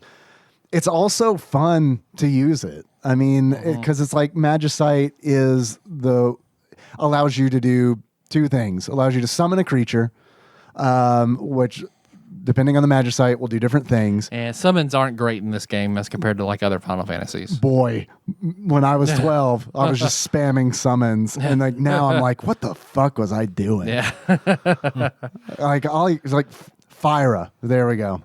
That was more damage than a summon. There are only 2 or 3 that are worth a fucking shit, dude. So. I don't know. A lot of the fun has been like, I don't know, man. Let's just fight whatever. And it's like Do shit differently than you did. Yeah. Play it the exact same way 6 times when you were a kid. but I mean, it's like, man, if I have Golem, who is a summon that lowers all like physical damage dealt to you. Golem's badass. Yeah. If you have Golem, and then oh crap, Palador is pretty good. yeah, I don't have Palador yet. That's like late, super late game. Yeah. Who else is really good? Fenrir. Fenrir, yes, Fenrir. I just got Fenrir. Fenrir's great because you get that illusion spell on everybody. There's Phantom, which is like gives you invisibility. It's just like, and it's done. Right. And it's gone. But so Oh, Magicite, does somebody cast Egg Zone on you? Well, that's Right. unfortunate. so Magicite allows you to do that, which now everybody's a summoner. So I mean, it kind of draws away from the individuality, but it also allows you to learn magic. So different espers will have different magic assigned to them, and as long as you're walking around fighting battles while you have this Pokemon in your possession, you learn it imparts those spells. Instead of circles, they're gemstones. Right. Shaped like the S we all used to draw in middle school. Right. So my point is, as you mix and match these, it gets to a point where everybody knows all the spells, all the same spells. And like in the late game, like in the World of Ruin, it's all about magic. So, I mean, it kind of does like in the World of Balance. Yeah. I feel like all these, like these, oh, wow, these are neat character abilities. I went to the floating continent with Gao. Never have done that before. Yeah. went through with Gao, and it's like, I'm not going to be doing that shit like that in the World of Chaos. Not a fucking... Yeah. I mean, if I do, he's going to be casting Ultima. You know, I mean, it's kind of like, you don't have to play it that way. Yeah. Clearly, anyone can play it the way that they want to, but so it's not really, I guess, a gripe about that. It's more, I guess, a gripe that it's so cool that these characters are really unique and have unique abilities. It sucks to see it diminished. Same for Final Fantasy X when you could unlock each other's yeah. sphere grids. Yeah, I know. They're all the same except I know. They're all the same. So I know. I get that gripe. That's why I think there are mods that definitely improve that. But you're right. That is a bad. Good character variety, good in the variety, bad that you can eliminate it. And then the music. The music. Oh, man. I use Final God. Fantasy VI music Damn, more the than music's- anything else. God, the music's so like, good. hands down. Uematsu, man, that is like, I mean, this is like, and out of all of his work, I feel like this is the pinnacle for me. I mean, Yep. I think Final Fantasy VII, the music in Final Fantasy VII is also very, It's not as good. very good. But I man, compare the scenes, like when I'm trying to sit down and pick what music fits this scene in Scott Pilgrim. It is very rarely Final Fantasy VII. and obviously this is personal preference. Yeah. Obviously this is all 7 subjective, but I mean, A lot of 7 stuff all sounds the same. I understand that. It's very like, I don't even know. I'm not a music guy. It's hard for me to describe, but it all has the same tonality to it in 7. And I don't. The themes like are it all very very much. similar in 7, I feel like. But in It's 6, they're kind of all totally over the different. place. I do feel like that comes down to personal preference. You and I have that same preference, but I could also see someone being like, "What? Why do they keep playing this kooky music?" You know, like there's like, it's more like, I don't know. There's a lot of songs that are just there for like mood. And I don't know if it's because it's like a limitation of what they could do through art design, but it's like, we want this to be a funny scene, so we're going to use the funny We're gonna song. play that. Yeah. But Then I got to love the use music. whenever you guys met my dad in Scott Pilgrim. Then I got to use that theme whenever Kenny and Lim are talking to one of their mothers while I'm playing the Forever Rachel theme from 6. That I think Yeah. that is such a powerful, sad theme. Yeah, totally. And then three bad. I kind of have already touched on mine. I thought the random encounters, there was just too many. That is my number one random It's encounters. a frustration because it got to the point where I would hit so many, and I would hit one and I'd be like, fuck. And I felt like I wasn't progressing other than gaining, which is fine to gain skill and gain gold and gain all that. Sure. But after a while, it gets boring and repetitive, and You can lose where you're going. you can lose know? where Yes. you're going super easily, and that happened. Right. and like I don't think the random encounter rate is too high in this game, but I know where I'm going. Right. But I've been in that boat where it's been like, fuck, am I even going the right? Another random encounter, and then Right. it's like I'll get out of that and be like, I don't even know if I'm going the right way. Yeah. I could be going in the complete opposite direction I'm supposed to, Yep. hitting fight after fight after fight. 12-year-old you and today me high-fived over that through time last night when I was The playing. best kind of high five, one Yeah, might through, say. through time. I mentioned again, I was kind of unclear about my destinations. I felt like they would give you a vague direction that it's south of here. And then combined with the random encounters, combined with the fact that I could barely see my map, I would have liked waypoints, honestly, to say this is your next destination. Go here next. Do Yeah. what you want in between there. Go up here and fight random encounters all day long. But eventually go to this red dot. I would have liked to have seen a waypoint thing there and make it a little less. On your map, they're all yellow except your destination spot is red, so you would know. Okay, well that's where my end game Yeah. is. Would be That would be nice for someone like me who has played so many games in the past that have had waypoints. Yeah. That says, look, you got it's a dealer's choice. Do whatever the fuck you want, but eventually to progress in this game, go to this dot, and then we'll take you from there. You know, that would be fine. I don't think that would take too much away. No. Because I never felt as if I wasn't exploring. I was looking around, trying to find my next place to go, and getting frustrated at Sure. leafers and the sand rays and all these things Sure. just constantly coming at me. I get that. I think I'm all for that if it's something you can toggle off. Fair enough. I think that Absolutely. would be nice. If you don't want that, you could turn it off. I think that's a brilliant idea. And the reason I say that is I get it. I mean, I don't know. Any way you can make a game more approachable, hey, that's a plus. Sure.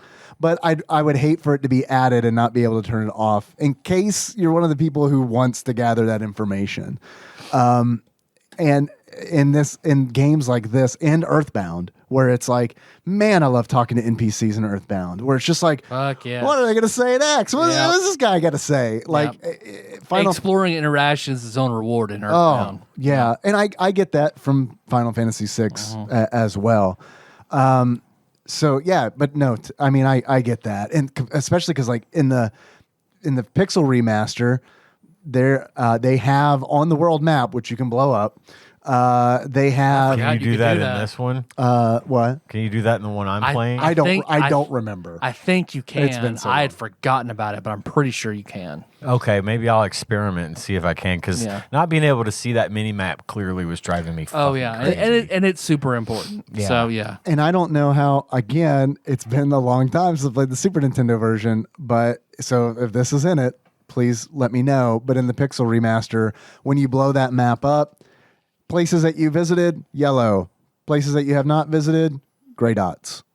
So Maybe see, maybe that's- it's there and it was just too tiny for me to see, and I didn't know how to. I don't think it's there. Toggle it. I personally, I don't okay. think it's. I think it's a quality of life thing that they added in the remaster. Kind of like is the my guess. waypoint thing. That's even better for me. Leave out waypoints and just say this is a thing. This is a location. This is a thing you can go to, and if it's not time to go here, fine. I've trekked across the desert and I'm not Yeah. allowed to go in yet. But at least I know Yeah. I'm not wandering aimlessly. Yeah. I think it's. I mean, I feel like that's a pretty good compromise between the two. Absolutely. They also are really smart about it too, because, like, for instance, in the world of Ruin, Duncan's cabin, not on the map. So I mean, there are like places that you Hidden can places. Yes, Yeah, there yeah. are That makes still hidden sense. places, Well, I understand that's a thing. I'm talking about just major. but just the major Major cities, the that makes major, sense. They're on there. They're just if you've been there or not. yeah, and you run across something that's not on the map. Once you're there, then it shows up on the map. Like Yep. you've been there. Yep. So yeah, they think that would be fine. There's also something that I really like, a quality of life improvement, where it's like there's a auto battle button that you press, and all the characters in your party perform the actions that they did in the last battle. and the battle sped up probably like 2 to 3 times. Nice. That's much nicer. That would help Yeah. with the encounters Yes. being so frequent. Yes. Because So at we that need point, to I'm like, find you a way to fine. play the Pixel We do Remaster need to then. find you a way to play that version. It sounds Okay. like, because it is. I say this loving the Super Nintendo version. Pixel Remaster is real fucking good, and it's like those like the quality of life stuff on top of like the music being like reperformed. I mean, it's like those two things alone. It's like, yep, this is like on Steam. this is good. Yeah, Yeah. it's on Steam. Unfortunately, I think it's only on Steam. From what I understand, I don't know if this is true or not, but what I read online was the Pixel Remaster is essentially modeled after the mobile versions that came out that everybody hated because they didn't like GBA mobile. no versions. phone. Like you can buy Final Fantasy VI like on your phone. Is that right? I don't know what quality of life improvements it has on it, but everyone hated on those because the art style was Chibi? yeah, Ish. which I mean, to be fair, like it's chibi in the original game. It's just so pixelated that it like I don't know. It has a different feel to it. I remember looking at the art in the instruction booklet and being like, I know, right? what? I know. This is so different. Yeah. I hated it as a kid. Love it now. But yeah, absolutely hated it as a kid. Yeah. So anyway, sorry to get you off track. No. But it definitely sounds like I need it as a PSA to let you know that There are better options out there. they address some of the issues that you're having in re-releases. Well, and the only other thing I really had was I was not a fan of the Mode 7 thing. I think it just Well, it was it's jarring. awful in Chocobo. Yeah, here's a game. You're only going to play it this one perspective, except for this shortcut you want to take so you don't get battles. But now everything's going to look weird. You're running on a marble. And it It was jarring to dumb. me. I did not expect it. And at first I was like, oh, okay, neat. And then I was like, this kind of sucks. And I think it would have been more effective to just show you running around in the overworld on a chocobo, but not hitting encounters. Would have made more sense to me than then trying to translate the landscape now that's in 3D, quote unquote. Sure. And you're too close to it. You keep Right, that perspective in it's- your yeah, airship, but it's- it's doable in an airship. The Right. Chocobo is... I don't know, man. Like when I got like on this playthrough, when I got the Falcon, and I mean it was like, whoa, slow down, because it was like I forgot that like, look, if the Falcon's not faster than the Blackjack, then I mean, according to- to Daryl, it is. But and according to the way it feels, it's like holy shit! I got no wonder she's dead. I'd wreck this on a mountain too. I mean, it feels so much faster, but it's like to the point where it's like, can we move the camera up like a mile so that because like I'm zipping around? That's the fucking air speed bumps. Come on, Doom Gaze, fucking do your job. Yeah, Doomgaze is like the traffic cop of the skies. Something I had random encounters. Another thing I'm hoping you'll tell me, oh, that's different in the Pixel Remaster. There's too much shit in your party you can't control. And I fucking hate that. Like what? So I yeah. love Mog. Love Mog. You use his special ability as dance. So based on he's a geomancer essentially. Based on the background that you're in, the biome, he has different abilities. So if you do one battle in a grassland, he'll learn like the Sun Sonata. So in battle, you can pick Sun Sonata. If you're in that background, 100% success. But if you go in a cave, cast Sun Sonata, it's a smaller chance it might work. Well, if it works, the background changes and he has like 3 or 4 different abilities based on that dance. But they're fucking random. You can't suddenly choose to fight with him. You can't use an item. You can't cast a magic spell for the rest of that battle. He's fucking berserked, and he's only going to dance and use 1 of 4 random abilities. I think it's fucking garbage. The only dance that randomized that is worth a damn is the Water Rondo, and that's Missable. Yeah, I've heard like in one of another edition the you can GBA, get it. you can get it again, but there's only one weird ass way to get it. And it's one I always miss for many, many years. Umaro, which, okay, he's a secret character. I could give that one a pass, but I'm never gonna fucking use him because he's constant berserk. He can't use items. He can't use skills. He's a Sasquatch that just hits shit. He hits it really Sorry, hard. sir, he's a Yeti. Yeti, Please. thank you. You're right. He is snow themed. He is a Yeti. You're correct. She's the fucking wicked witch of the east, man. And then same for Gao, however you know. I always said Guao. Pretty sure that's not it, but Could be. But whenever he uses his blue mage ability, nope, he's uncontrollable for the rest of the fight, and you don't know what move he's going to use. Yeah. So it makes me not want to use all of these cool characters I would like otherwise. I want them to be a different way to use it. But they're not that way. They're not. I wish it was. So you get to use the ones that you do like, and people who like the randomness get to use those characters. Yeah. I should do a playthrough with just random characters. Mog always has to See what dance, Guo happens. always Yeah. has to rage, and Umaro. Just see what happens. Probably just skate through it. I've been tempted to go through with God, what dungeon was it? It was the floating continent. I was tempted to go through with Mog and Gao. And just dance and rage the entire way, which is tough because you get to choose. Which is gonna go through life anyway. You get to choose 3 characters, so 2 of those would be 100%. Well, not 100% randomized. You have a little bit of control once you select the thing. It's out of your control. They don't change that in the Pixel Remaster, which I think is for the better because I think that would fundamentally change not just the characters but the game. I mean, all of a sudden it's like, if I can go through and choose the best rage, and then from that rage, always use the most powerful ability. Templar, fire two. Instead of So I mean, I don't know. I'm not like I don't know. I'm cool with the way it is, but they do. I feel like they do make a good change with Cyan. Yeah. And please correct me if I'm wrong. It has been a minute since I played the SNES original, but Cyan's abilities, you select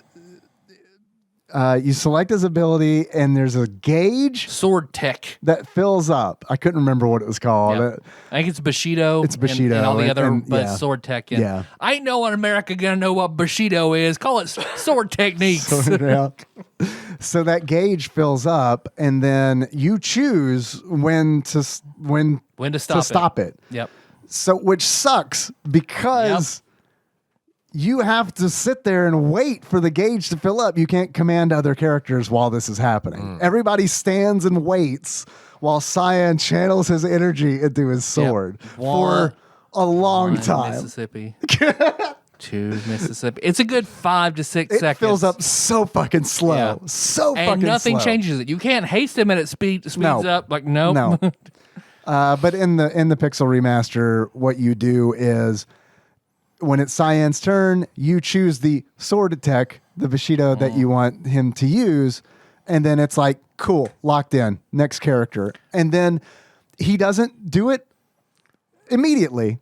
Like if it's like a 4th level sword tech, there's still some time. To me, it seems happen a lot faster than waiting on that gauge, but maybe it's a watch pot never boils kind of scenario. That still makes more sense than how they did it. The rest of your party can like all of a sudden, and they don't even stagger it out very well. Like if you're not very leveled up when you get him, you might only have the first 3, right? and you level up and you'll get 4, and then that's it until like the end of the game when you get 5, 6, 7, and 8. Yeah, and they kind of suck. yeah, 8's good, yep. but it's not going to work on a boss because And- it's instant death. And by that time, You may as well just your cast party's got Ultima in a random magic, battle, yeah. and instead of sitting there and waiting 30 seconds for maybe it'll kill them all. yeah, the changes that they've made to Cyan in that regard are very nice, but still he's like a lower tier character, like for sure. And I guess the same argument that I lobbed that they shouldn't change it because people who want to play it that way can play it that way could be used against me. But I mean, come on, like Cyan's like he is in the Super Nintendo version the worst character in the game. I feel like he's the bottom because no one can act when he's staring at his sword. Yeah. for 8 seconds. He has some of the more powerful swords in the game. So if you can get G-Glove and offering him, and he's pretty good. You know, get a Sky Sure. Render and an Atma weapon, and he can wreck shit. But you gotta wait to the end of the game. You gotta tool him a certain, because the Sky Render is what you get from one of the statues. Like Sure. Right. And again, my argument there would be, I got Ultima. Yep. I mean, we can just cast that a bunch of times, kill anything in this game. Yep. Get to learn Ultima as soon as you can. God, apparently. I like it that you could turn that off in Worlds Collide in the randomizer. Oh, So really? you just turn Ultima I didn't off. notice that. We're not gonna fuck with We're Ultima. not That's doing not even Ultima. fun. Yeah. You're not gonna Gymbox Economizer, double Ultima your way through the whole game. Yeah. So yeah. I like Worlds Collide in that if you're trying to beat it pretty quickly, which I see most people do, like Yeah. you get Umaro, he's actually pretty good. He's awesome. He's way stronger, you know, and then you can mess with his equipment a little bit. So he's actually a good get. Yeah. And then of course I love Final Fantasy IV. Kain be one of my favorite characters in all of Final Fantasies. Love Dragoons, love the jump ability. You can sort of get it in 6. You get the Dragoon boots, The Dragon Horn. and you get a Dragon Horn, which in the normal game suck. In the randomizer, pretty fucking good. I wouldn't say it sucks. Well, I mean, you put I might have not given it a good chance because I probably did it, and then it was just like, that's half the damage of a regular attack, and I had to wait 2 turns. So, but you probably, if you have the Dragon Horn, so you're jumping multiple times. the Dragon and doing Horn's damage. automatic double. Yeah. So, and then it's like there's a smaller percentage that'll be a triple jump, and then like an even smaller chance. You can get up to 4 jumps from 1. Okay. But yeah, there is no like it is. I feel like it's a shame that there's not a character in the game that has the jump ability. Like, here's your Dragoon. Like, I do Yep. feel like that's a shame. But I also feel like they were kind of like, I think in the randomizer, you can actually have it and then just have 2 Dragon Horns on that character. oh wow, Because you can. I think anything that could fill that special slot, Is you can an have in option. the randomizer. So Bannon's health, Leo's shock, jump. Yeah, anything can be in that Cool. slot. yeah, I've done Worlds Collide like once. So it's like and that was a long time ago. And I don't really remember all the different options, but I mean, there were a lot of options. Like, I mean, that like got really granular in like what you can do. I think that's really, really neat. Oh, it's great. I want to stream that. Watching that made me be like, all right, I'm gonna get stuff in stream. Yeah. This is so good. I'm ready for it. And then I watched a speed run of 6, going through the World of Ruin. So they never expect Bannon to get on a chocobo. So that is not a sprite that's programmed in the game. You can do it. One I thought was really interesting. I had no idea, and it's also really good in Worlds Collide. So if you get an ice shield, fire shield, ice rod, anything like that, you get those pretty early on in the game. Yeah. You can use them as one-time use items to do the second tier level of that spell at a fixed rate and a fixed amount of damage, which is in the early game and in Worlds Collide, fucking huge. You can get like an ice shield pretty early on. And what I think is, I've got it in my notes, is whenever I feel like the game really hits its stride, is whenever the party splits up into three different directions, and you That's early. yeah. I feel like the game was good. Once I hit that point, I was like, this is fucking awesome as a kid. Like, It's so I look back, it's different. It's totally different. You're seeing 3 different chapters with Yeah. all these different characters who then pick up more characters to Yep. have more stories. So I feel like that is the point in the game where, in my notes, like, where does it hit its stride for you? Where does it hook you? That is the point. I agree with that. hooks me. Although I will say that, like, I feel like one of those stories is way better than the other 2. Yep. And it's because I mean, like, one of those stories is really exciting because, like, Sabin meets like Cyan and Shadow, and all this stuff is like infiltrating the Empire. It's like directly like this, like most action packed. And then you got Terra. Take a train on the land through the dead. Come on, let's Right? fucking do I it. mean, it's just wild. And then Locke, all right, everyone's trying to kill you in Figaro. Let's see you sneak through and steal a bunch of shit. and then meanwhile, Terra just gets to where she was going. I mean, It does. We're on a raft or we're in a cave. Watch out. Tag the light. Okay. Well, that one's over. I guess we're here. Yeah. We'll wait for everyone else. It does feel a little silly. Like Don't let Bannon die. He sucks. But don't let him die. they feel like they could have just wrapped that raft trip up and then had the two different scenarios. But whatever. I mean, but you can because you can get there's an ice shield or an ice rod or something. You can find one in an area you shouldn't be able to get to quite yet. But if you know where you're going, you can do it. So you can skip getting Celeste and go right to the tunnel armor. If you use the ice shield, the ice rod or whatever, kills tunnel armor. The game freaks the fuck out because you're supposed to have Celeste. Supposed to have Celeste.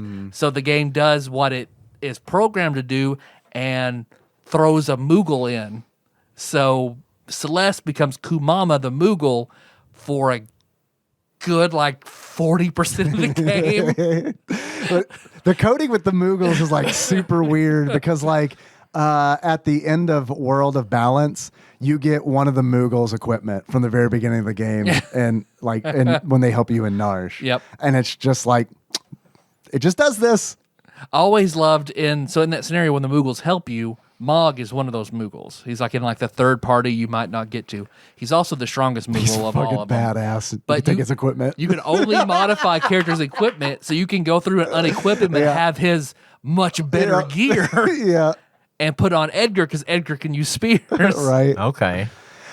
So all this talk, I want to say one of my bad things in that this game is buggy as fucking hell, which is kind of also a pro, but I mean, really, honestly, if you're looking at it objectively, I mean, it is just what the fuck, man? Because there's a bunch of shit in here that's just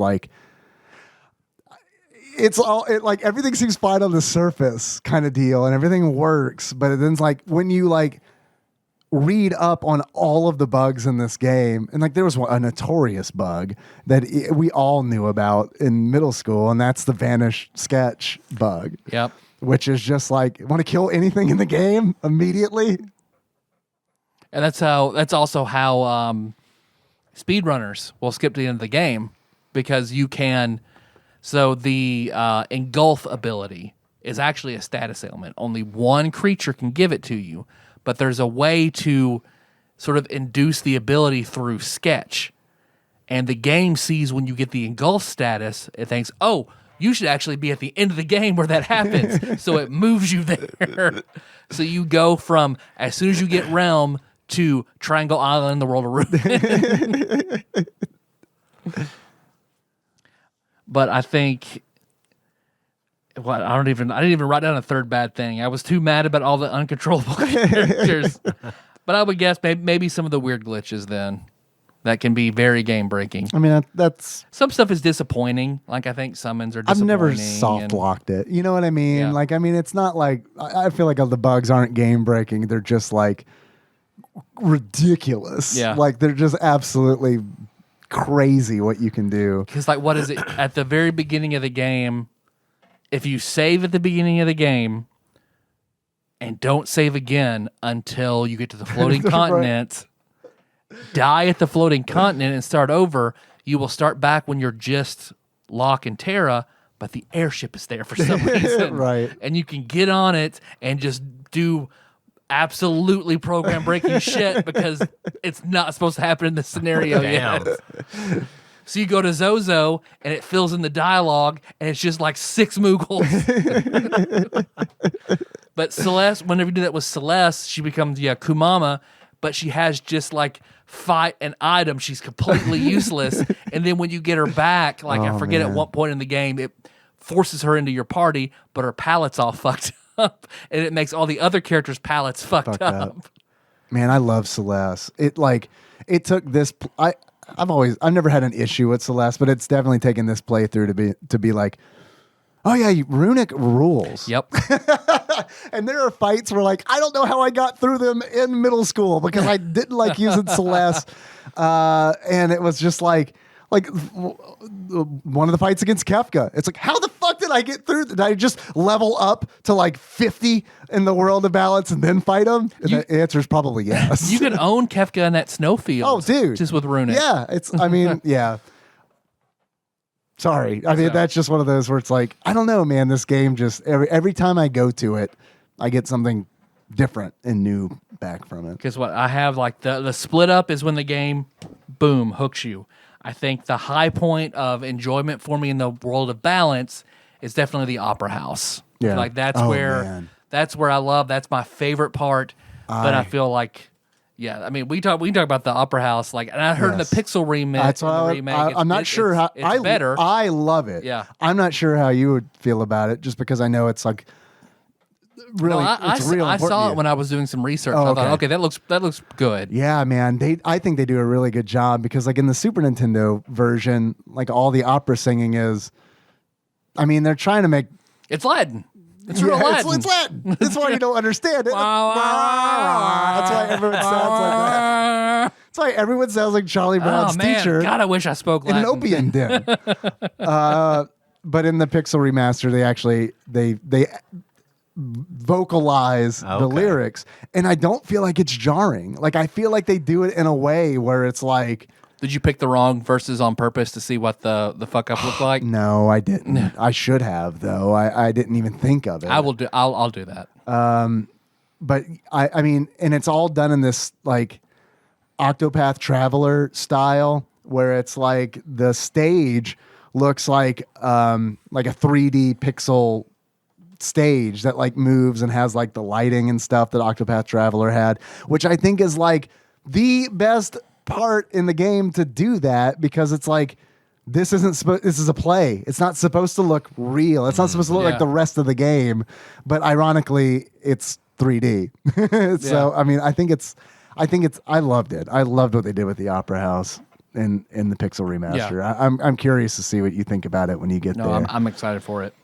And then I think, of course, the climax to the whole game, speaking from just literary terminology, the highest point of interest where everything happens is, of course, the end of the world of balance in the floating continent. So everything is leading up until everything that happens in the floating continent, and then once shit that happens there, then you're just dealing with the effects for the rest of the game. Yeah.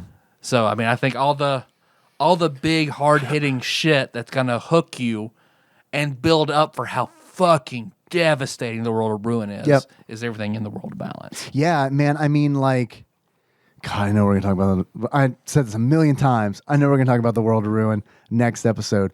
But going from, like, the World of Balance with, like, Terra's theme is, like, the overworld to, like, the first time you go to the overworld in the World of Ruin, and it's fucking silence for, like, 5 seconds, and then, like, Just wind. organ dirge. Yeah. And it's like, holy shit. Yep. Like, The ocean is red. yeah, man, it's like great effect. Yep. But yeah, man, I you talking about the floating continent. I love the dungeons in this game.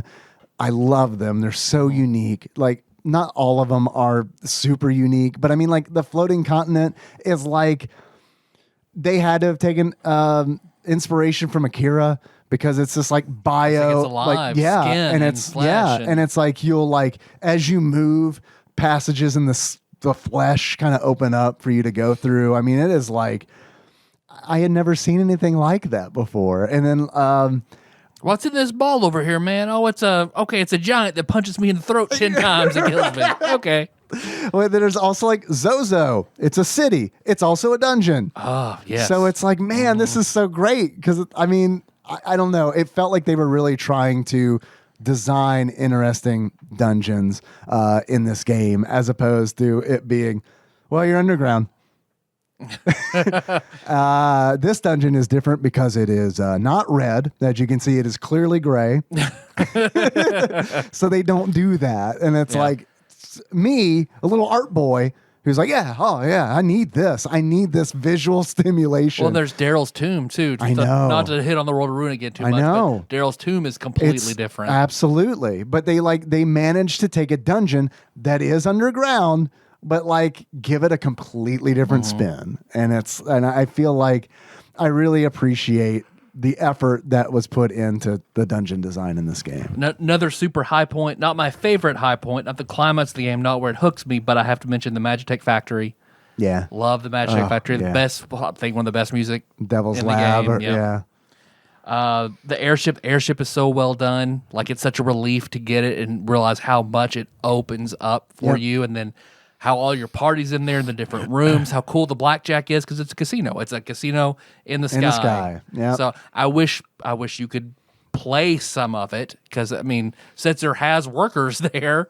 I wish you could go and play a game or a slot or something like that, you know. That'd be nice. I'm almost kind of glad that you can, just because, I don't know, I could definitely see this game turning into like 1,000 hours of playing blackjack. See, but I would like it to be rigged, though, so Setzer ends up like, if you were to lose a lot, when you put Setzer back in your party, he has better equipment. I think that would be Because Setzer's not good. No. Setzer is, they changed, I remember I watched a big thing on YouTube about Setzer, how they changed, from the English to Japanese, they changed one line of his dialogue, and it completely changes his character. To whether, in the Japanese version, like, you feel like, oh, he's a shitbag who just, he has money, he has what you need, but he's out for him, you just happen to be convenient. To, you know, the plucky sort of, you know, no one's gonna tell me what to do guy that he is in the American version. He's definitely a free spirit. Yeah. Like I would, but also at this, like, playing through this time and being 40 and being like, oh, I can identify a sexual predator, and he is one. Because he's like, I'll give you the airship if you marry me. I just said I wasn't the girl you thought I was. I don't Are care. you sure? I'm an Empire twisted magic monster. Are you sure? I know you're not the woman that I love, but you look like her, so you're close enough. That's Setzer's energy. and I know people be Any like, hole will do. Right? I'm Setzer Gabbiani. and I know people be like, well, wait a minute, Edgar. But I'll say Edgar has a good heart. He flirts, Yeah. but he hasn't married that little girl yet. Oh, I love the Magicite system. It's always so, it's thrilling to get a new piece of Magicite. Like, It what the is. fuck does it do? You know? It is. I feel like this is going to sound ridiculous, but I do wish there was more. Yeah. Because, I mean, I feel like you get a big... I mean, there's way more materia. I wish it was, the combinations and how much it was, I wish it was more like materia in that sense. Sure. But I agree. It is nice to get new ones. And I was really sad to see that the 4 new Magicite that was added in the GBA version is not in the Pixel Remaster. Oh, I didn't know there were 4 new I ones. didn't either until I was like, I read something about a Gilgamesh Esper, and I was like, oh, a Gilgamesh Esper? I'm like furiously typing at my keyboard. I'm like, oh, it's a thing in the GBA version? Along with Cactar, which is like, okay, whatever. You throw a mascot character. But I mean, Gilgamesh is too. I'm just... Yeah. Is Fat Chocobo a Magicite? No, although that would have been a good one. Yeah. I can't remember what the other 2 were, but I remember playing this game. Please correct me if I'm wrong. I distinctly remember there being an Esper named Jihad, or an Esper that used an ability called Jihad. Oh, probably, yes. You're probably right. That might have been Palador. I can't remember, but like there was one where it's like, because I remember learning that word later in life and being like, from Final Fantasy VI.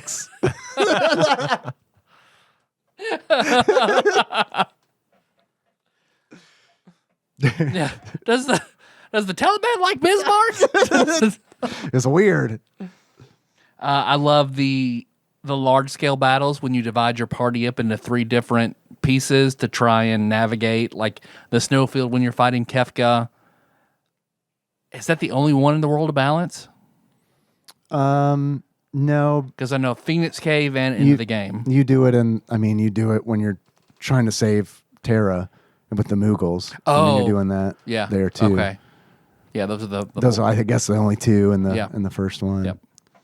The So those first half. pick up more later in the game, but that battle in the snowfield is still different and cool. Like, man, it answers the question, what am I gonna do with all these fucking characters? And then it gives you something to do. Yeah. And then the great frustrating enigma in the World of Balance that is Shadow. Because, you meet him in South Figaro. Did you meet Shadow in South Figaro? Yeah, I didn't get it. Yeah, because he's a character you Can't do anything with. Yeah, you name him. Yeah, it gets you the option to name him like the others, and but nothing. So it sets up that mystery there. How do I get this guy? Is he evil? Everyone's saying he would slit his mama's throat for a nickel. Yeah. So, and What's a nickel? Excuse me. you have gold pieces and the much rarer nickel. Ooh. Damn, I never thought about that, but you are right. Yeah, that used to. As much as I love that line, it used to bug me because I thought about it a lot. Or it's like, man, this guy is a real fucking monster, huh? Well, how do they know what a nickel is? Who's on their nickel? No, I'm saying he values his mother so much. A nickel is incredibly rare. Yeah, it's an element. And you know how much I love elements, elemental crystals. That's probably what they mean. My 12-year-old brain trying to justify one line of poorly thought out Woosley-isms in a video game. But of course, then you find him when you split into the three parties. Sabin finds him and he's like, okay, well, I'll show you where this is. If you fight too many battles, he'll run away. Like you have a random. I think it's set randomized. amount. Yeah. Yeah. So basically, but once he's on the train with you, he can't run off He's the train. stuck, I'm glad right? they changed that because it would have been a very easy program oversight to let him just jump off the train. To just He's leave. gone. Yeah, that would suck. But once he's on the train, you have him. So once you recruit him as Sabin, try not to fight any battles, and then you get to keep him for longer, and then he leaves you again. You can find him in a city called Cohillington, and you can hire him for he's super expensive, but you only have him again for a randomly set amount of battles. So I remember as a kid, I went through and I saw him, and I was like, holy shit, it's He's Shadow. back. I fucking love Shadow. Awesome. Yeah, he's got a cool dog Yeah, he's bad. He can throw stuff. He's got a lot of nothing's very nickels. good, but and a negative amount of moms.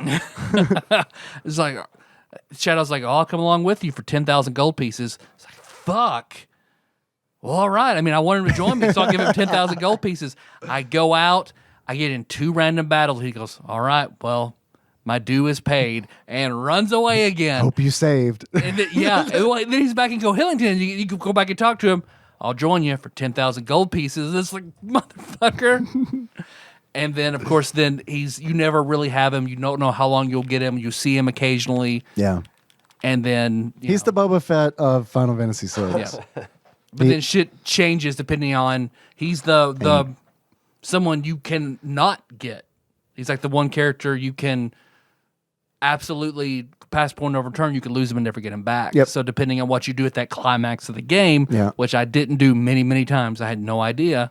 Oh, and man. then changes things for him in the World of Ruin. Yeah. Yep. Yeah, for sure. And I mean, I don't know. Shadow, I feel like, is one of those characters where it is anyone could easily play this game and just assume, like what I said, that he's the Boba Fett of Final Fantasy VI, which in a certain regard he is. He's this mysterious badass, lone wolf kind of guy, but it's also one of those, and this goes back to the secrets. I mean, if you can pick up on dialogue and piece things together, and realize who he really is, kind of deal, and how he connects. Or buys equipment. You know, because the Yep. memento ring The is like, memento ring. why can he equip this thing that only Realm can equip? Sure. Yep. Why does Interceptor stay in the Mesa? Mm-hmm. All that kind of stuff. Why does Interceptor take really well to Realm and no one else? I guess we'll have to put him in our party and sleep at an inn randomly 400 times to Yeah. figure this Oh out. boy, I remember sleeping so many times. So and I never knew how many of those vignettes there were. Square wouldn't say for 20 years how many there were. So yeah, and that kind of goes back to the secrets thing, where it's like you can piece together, you can see all like shadows past by sleeping in inns. Who would have thought that was the case? I know. I think it's really cool. They tell a lot of the story. Sometimes you play as character NPCs. You play as General Leo for a little bit. Mm-hmm. I remember being in middle school and being told you can get General Leo in your party. and mean- desperately searching GeoCities to find a way to get him permanently in my party. Not knowing what Photoshop was and seeing Cecil from 4 in your party, be like, how the fuck do you get Cecil? It has to do with the Paladin shield. That makes sense. Crusader was in the Japanese version. Crusader was Jihad. Okay. So at some point, I got some wires crossed. Okay. Well, I guess that also sort of makes sense. Let's see. We haven't mentioned Ultros, some reoccurring villain Ultros. A great reoccurring. That's silly and ridiculous, I love but for some reason Ultros. it's fun. I love him so much. Doesn't make any sense. Uncle why he's Ulti. there, what he does, but Yeah, I feel like the reason we are boring into hell. No, I'm Yes. just listening. sorry, bud. You lost me about 30 minutes ago. We're good. Just do your thing. Ultros works so well because, and I think he's so well liked because you need comic relief in a game this bleak because Final Fantasy VI is bleak as fuck, and it's like so these like light moments where it's like, oh man, that cartoon octopus is gonna push a big old weight on top. A 1-ton weight that's suspended on just a piece of metal in the rafters. You need moments like that. You really do, where it's like, yeah, my entire kingdom got poisoned by the Emperor's lapdog. I mean, it's like, that's some heavy shit. You watch every one of them die one by one. Yeah, you remember how you went, room to room looking for survivors? Remember when the game made you do that? And one room is so bad that Cyan just comes out and shakes his head? Remember that? Well, here's a cartoon octopus. He's going to push a weight on a guy. We're going to make up for that. Remember the cartoon koala bear with bat wings on the cover? Just remember him. Just think about him. He's super cute.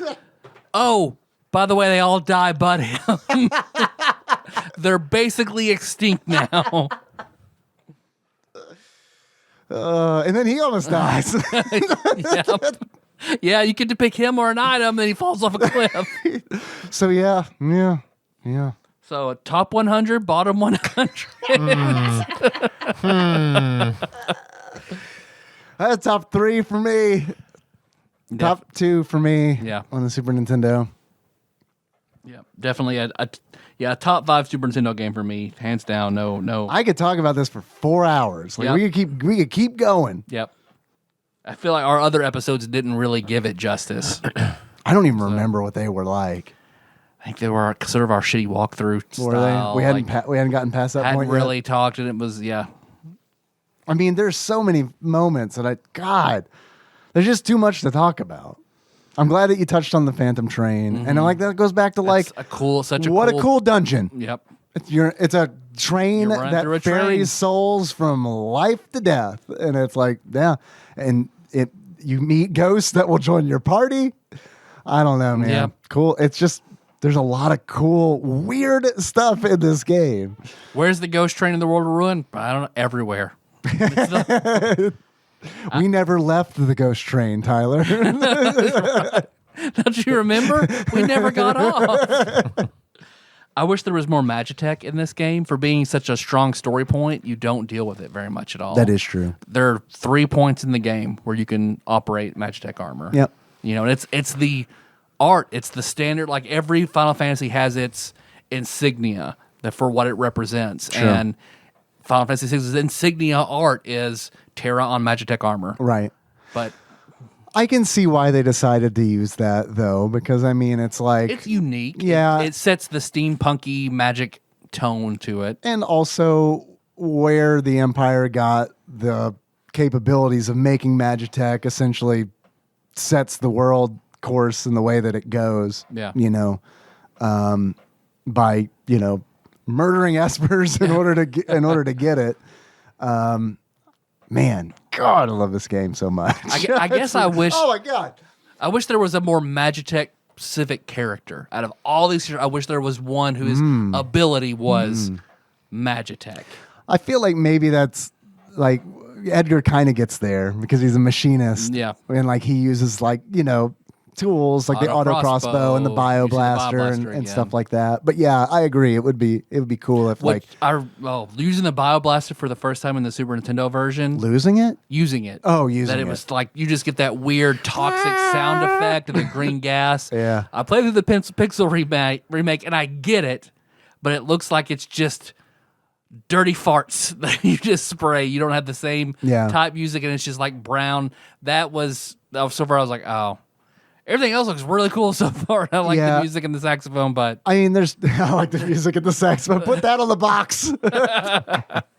there's very saxy. There's Pixel remake. There's bound to be stuff that you're not gonna like in it for sure. I mean, like anytime anyone toys with something that's like really super near and dear to you, I think you're gonna find It's a weird stuff. thing for me to be like, oh, but I just remember that being so young and hitting that and being like, that's the first time I've seen anything remotely like that in a video game. And the weird sound effect just always like hit with I get me. it. No, I get it. I totally get it. But I do think that like I was surprised by how much I loved like the Pixel Remaster and like even just hearing the battle music for the first time. I mean, it was like it does what a remaster should do, where it's like we want to make you feel like you felt the first time you played this game, but we're not going to do it in the same exact way. Yeah. And that's what it like when I heard that battle music, it was like, holy shit. That was honestly the moment where it's like, I'm finishing this. Yep. I'm finishing this game. I want to see everything that they've done. You know, I'm finishing it. Well, Final Fantasy VII Remake did the same thing, you know, whenever they're showing you the overview of Midgar and everything, Yeah. and it's just like, yeah. it's 1996 again. Yeah. But they did it in a different way. And I think that's really important. Man, you talking about the Bioblaster sound. Iconic. It's Kefka's laugh. And I love Kefka's laugh. It is like up there with like top 10 Super Nintendo sounds. Kefka's laugh is probably number one. I fucking love it because every time he laughs, it's like you said, hey, Clementine. Every time my dog just like, she perks up and she's like, where is that coming from and what is it? And like, she's like, she doesn't bark. It like doesn't drive her, you know, to berserk Kefka laughs mode. at an octave only dogs can hear. Right? But I mean, she is like perfectly fine. Like she's like slept through 4th of July fireworks, but like this is honest, hand to God, honest truth. I'm playing this game on the 4th of July. Fireworks are going off. She's sleeping. Kefka laughs and she like perks up and she's like tilts her head and like looking at the TV. That's something trying to hurt you. I'll protect you. Right. It's wild. But The tiny explosions, you're fine. Right. That's something to hurt you. that is something I could tell hurt you as a child. Any other commentary before we move on? Any other points and notes or anything? Probably. Let's be honest, probably. Nothing jumps to mind though. Everything will jump to mind when I'm driving home. Yep. Any achievements? I have a few. Go for it. What it's worth. Where are they? Oh, okay. My first achievement is, hey, have you seen a guy named Nick Papagiorgio? Yes, he took my wallet. He's over there. And to earn that, steal using lock on every one of his turns. Man. Oh, lock with the steel. God, man. Oh, And then Love eventually that shit. mug. I had love like it. 50 tonic at one point. dude. Oh, crazy man. amounts. I have so many fucking like silver spectacles and Hermes sandals. I mean, it is just like put lock in my party. That dude got mug. I never optimize equipment. I'm always just like highest agility, man. Because it is just like I'm fucking stealing everything, man. I mean, that's sort of the thing they don't talk about very much, I feel like, in the game, but there's all sorts of really cool shit you can steal, even in the SNES version. Like, you can steal an Atma weapon from the statues and shit like that. That's Genji it's like, gloves what the from fuck? dragons, Yeah. and yeah. My second achievement is I am the smartest man alive. And to do that, be me and discover optimum in the equipment. was super pumped when I found that. Really, Yeah. I was. I was just like, oh, I don't have to think. I can just do it. I mean, like a little gripe, honestly, is like I wish that the optimize was a little more granular, or like you get to a point in the airship where there's a guy who's like, want me to unequip everybody in your party? I wish there was an option to be like, just the relics. Keep everything else on them. Because what's going to happen is in 5 minutes, I'm going to get them back in the party. And I don't have them optimized. I have lock with all the high agility items. And then my last achievement is sleep that soothes away all our worries, sleep that puts each day to rest, sleep that relieves the weary laborer and heals hurt minds. To get this, you use a sleeping bag at the end of a fight to heal up and then immediately discover a free inn or bed to use right afterwards, Yeah. which happened to me. Yeah. Yeah. I was like, well, shit, I didn't have to burn that sleeping bag. Yeah. I feel like that's stuff like that. So I constantly do that. Yep. That's like a rite of passage almost in JRPGs. Dave, do you have any? Yeah. I have a couple. The first of which is deal with it. In order to unlock deal with it, mistake the blind status effect for pixel shades, which for the longest time, I thought when someone was blinded in the game that they were wearing shades. Put on sunglasses. Right? Yep. Nah, it's like oil in their eyes. It's such a weird, yeah. And in the SNES version, if you're blinded, don't worry about it. It doesn't do anything. Okay. It's a glitch.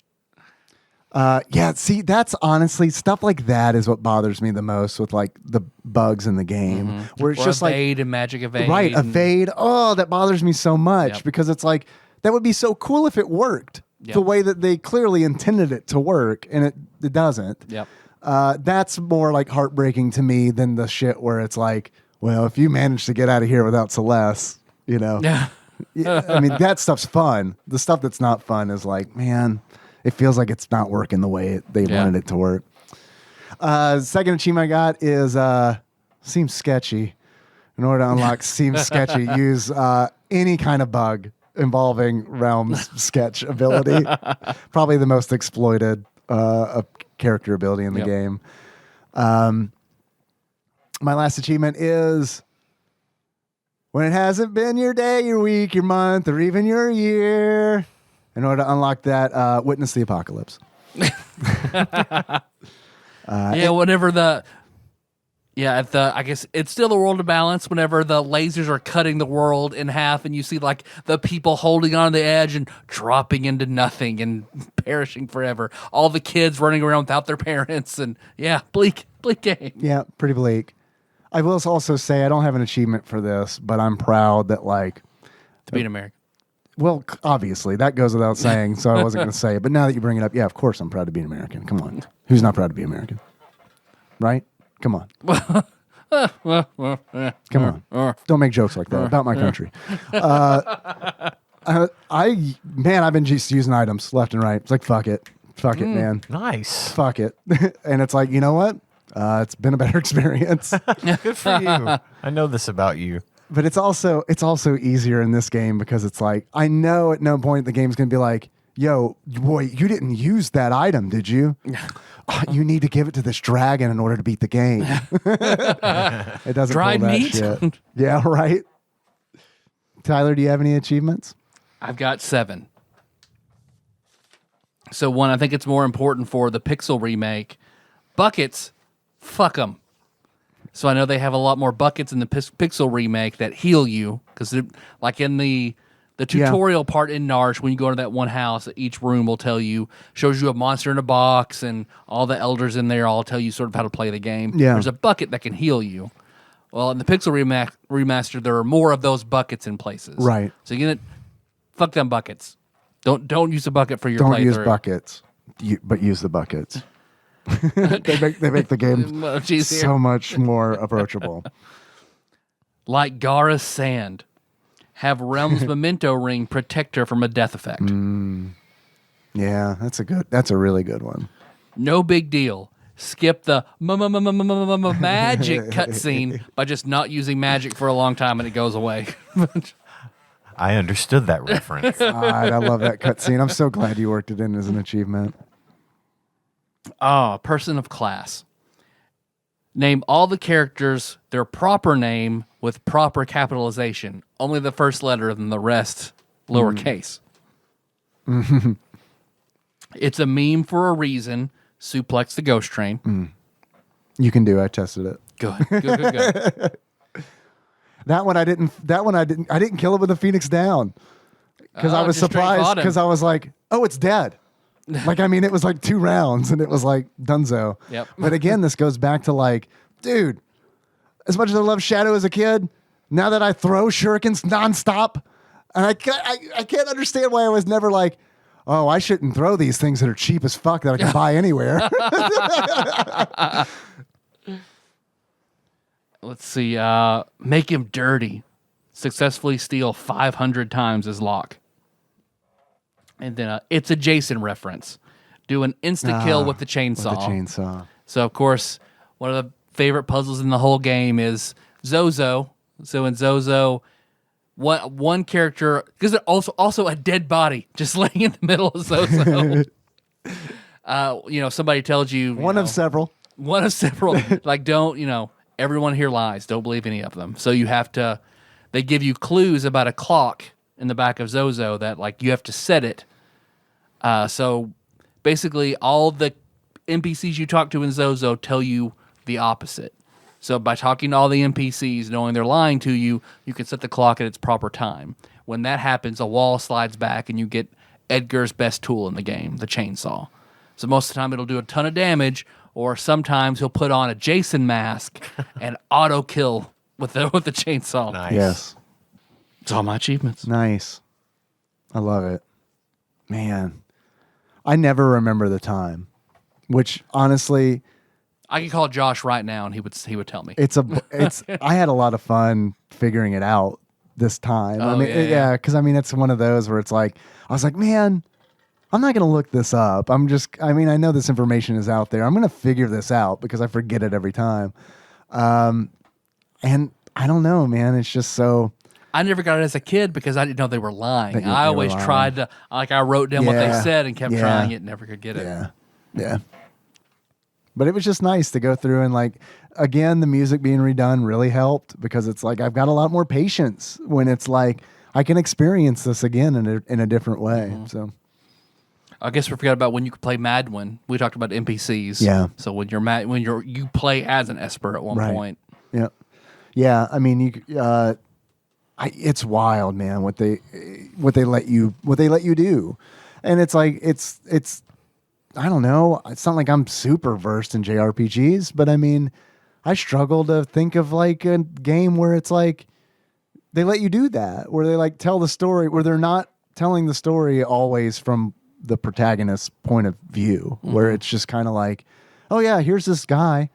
I mean, Final Fantasy VIII kind of did it with like Laguna and like all that, but I mean, I don't know. I just think it's really neat that they were like, fuck it, man. We're just going to do all kinds of, we're just going to try stuff, Yeah. And it makes sense because this was, Sakaguchi wasn't the director of this one. This was like the first one, that Ito, directed. And it's like, they kind of are co-directed and you can tell. I mean, it's like got a different tone. Like this feels like a PlayStation era Final Fantasy game on the Super Nintendo. Yeah. That was mentioned on Discord, the TADPOG Discord as well. Again, I wish I could give you credit, but I don't remember who said it. But I mean, it was one of those where it's like, fuck yeah, you're right. I mean, it feels this feels less like Final Fantasy IV and more like Final Fantasy VII. It just looks like a Super Nintendo game due to graphical limitation. 4 is a fairy tale. 6 is a dystopian novel. Yeah. So yeah, you're right. It's so completely different. And I mean, it helped me realize that like the period of this series that I love the most is 6, 7, 8, and 9. And I mean, I love 10, don't get me wrong, but I mean, that's kind of the, right. That's kind of the point. And voice acting does kind of come into play there because it's like 10. I remember the first time hearing a Final Fantasy character in a game speak, and I was like, like We're going to the temple in Jose. Yeah. The Danny DeVito shaking his head. It was such a fun game that it was like, I got used to that, Yeah. But I don't know. This is like right at the beginning of I feel like my favorite era of the series. No, I'm with you.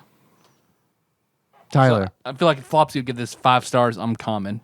That's probably what I think. I'm looking at the corpse of Flopsy. Do you want? We could combine the Ouija board and speak to Flopsy through the Ouija board. That's pretty good. Yes, Dave. Maybe the demon killed Flopsy. We didn't really think about that. Oh shit, that was the possible. cause. We feel like we all got off the hook. But Flopsy fucking jumped on that grenade Saved for for us. Thanks, Flopsy. That was our Earthbound teddy bear. Thank you, Flopsy. Right. Tyler, Yes, Dave. how much do you think this game is? If you were to buy it used, how much do you think you would pick up a copy of Final Fantasy III North America? Now, Now. Meow. Right meow. Right fucking meow. $60. $60. Ian, what do you think? $42. $42 dues. Actual retail value of Final Fantasy III North America for the Super Nintendo, loose on average, according to PriceCharting.com, is $70 less than I would have guessed. $70. Is it worth it? It is to me. Apparently. Well, Ian, I could get this for you on original hardware, actually, if you want to play it like that. I forgot my brother's got my copy and a Super Nintendo sitting right on his shelf. We'll figure it out. Okay. We'll get there. Tyler, Yes, Dave. if you were to give this game a beard that sums up how you feel about it, what kind of beard would it be? I would have to give it 2017's Bearded Bunch Sexiest Men Alive. So Is it a Magic Mike reference? no, I just looked up. So apparently in 2017, the Sexiest Men Alive, whatever magazine does that, I can't remember that. People did the Bearded Bunch. So a bunch of sexy bearded men. Oh, So this game is so good, I'd have to give it the 17 beards all of of them. Jamie Dornan, Aidan Turner, Robert Pattinson, James McAvoy, Luke Evans, Chris Evans, Mike Coulter, Matt Boomer, Tom Hiddleston, and Joe Hicks. Okay. That's a hell of a lot of good beards. That is a nice lineup. Tyler, Yes, Dave. if you go to this game, a pair of glasses, it sums up how you feel about it. What kind of glasses would you give it? I'd have to give it the glasses of Vogue's 13 women who made glasses their beauty signature. Okay. Diane Keaton, Barbara... Wait. Ian and I are going to try to guess them over Okay. the course of the next hour. That's a good quiz. Name 13 women who made glasses their beauty. I could Tina Fey? have named Is- 2 of is these. Tina Fey on there? Tina Fey is one of Yeah, them. I'm on the board. You guys also love another one I know on this list. Hint, she has little kicks. Little kicks. Little kicks. Little kicks. Like the kids' cereal? No. Mom approved? It's how she dances. Elaine? Elaine. Oh. Julia Louis-Dreyfus. Yeah, okay. Man, it's weird. When I picture her in my mind, she's not wearing glasses. Me neither. And over half of these, I had no idea who they were. All right? lay them on us. Let's see. Number 1, Diane Keaton. Okay, I Okay, can see that. yeah. Barbara Streisand. I don't normally think of her in I don't glasses, think of her in but glasses either. Julia Louis-Dreyfus, Gloria Steinem, Alice Walker, Tina Fey, Zadie Smith, Frederique Sophie, Linda Rodin, and then, of course, Demi Moore, which, after seeing some weird shit about Demi Moore, like Weird shit. how she was 19 and groomed this 15-year-old kid, like there's this weird video of like, I thought you meant like her gravity magic. no, shit, what's the Quarter. Quarter more. Yeah. A quarter more. Where she's like 19 and she keeps making out with this 15-year-old kid who looks like he's an extra on Stranger Things. It's super fucking weird, and you can tell it makes his mom uncomfortable. His mom starts singing happy birthday, so she'll stop making out with them in front of this group of people. Like, it's super fucking Vaguely weird. remember that, actually. Jenna Lyons, Iris Ansel, and Julie Delpy. Wow, you got me on a bunch of those. Don't know who too. they I don't are, know but who a lot of those people Vogue are. says they're good in glasses. Well, to be fair, I didn't know who a lot of the men were either. I'm with you. If it weren't for Marvel movies. You're 100% right. So I had to do a Final Fantasy's big cast, get a big cast of both. All right, I love it. Nice. We know what we're going to talk about next time we do a video game episode. Final Fantasy VI Part 2, The World of Ruin. Yep, Ruin, ruin, ruin. that's right. And I guess that's it, huh? Yeah. Yeah. Let's close it We're out. definitely running late, so. Well, thanks for listening, everybody. You can find the show on Stitcher, not SoundCloud, YouTube, Spotify, Google Play, all over the place. Just Google TADPOG. Not Tadpole, TADPOG. Do you want to send us something? I know we do have a package waiting for us somewhere because some kind of a shipping error. But if you want to send us something, send us to Tadpog Studios, care of Nicole Nance, P.O. Box 3785, Paducah, Kentucky 42002. If you want to call us, you can call us at 270-883-2555. Leave us reviews on everything. Tadpog.com / shirts, masks.tadpog.com, shirts.tadpog.com. They're all there. Most importantly is that Patreon. And do you have I names still to pay read? for milkross.com, so go there. Type that into a web browser. Yeah, I do have a list of executive producers. These are the folks that donate $20 or more per month to the cause. And I do need to remind you, this is a legal requirement that you listen to this list. If you do not, you will receive a citation in the mail that will require you to start donating $20 a month or more. I'm going to start this list, as I usually have been for the last few weeks, with Cousin David Galino, Temporal Eternal Savior, Cubicle Monkey, Plinko Nick Price, Executive Producer Dig Dougie, Enthusiast Jeff Miners, Master Cycle Baron Kevin Link, Bantha Master, Gamebug Prime Nathan Eaton, Matt Gentile, a.k.a. Gentle G, congratulations on your marriage, Usurper Grimm, Princess Banana Hammock, Flavor Trick, Taryn Landon, Pinball Archmage Chris Edler, we're sorry you couldn't be on this episode, Platinum member Brett Miller, Sandwich Pope Phil Hawkins, Nate from Utah, first-time caller, and Sick Jake. Sorry you fell for the marketing bug. Thanks, guys. Thank you all so much. All of you, not just our executive producers, all of our donors. We really appreciate it. It goes a long way. I don't think I see anyone new on the donor list. But thank you, everybody who still contributes. We know things are really shitty out there, so we definitely appreciate it. For sure. Yep. So our theme song is Moves by Sycamore Drive. Link to that track on the show notes at tadpog.com. How you guys want to close it out? Is Kefka laughing? Yep. Obviously. We all know that one. Obviously. Love it. So until next time, try. Man, that was hot. that was like a, Who wants to get in the middle of that? at least one sexy beer. Okay.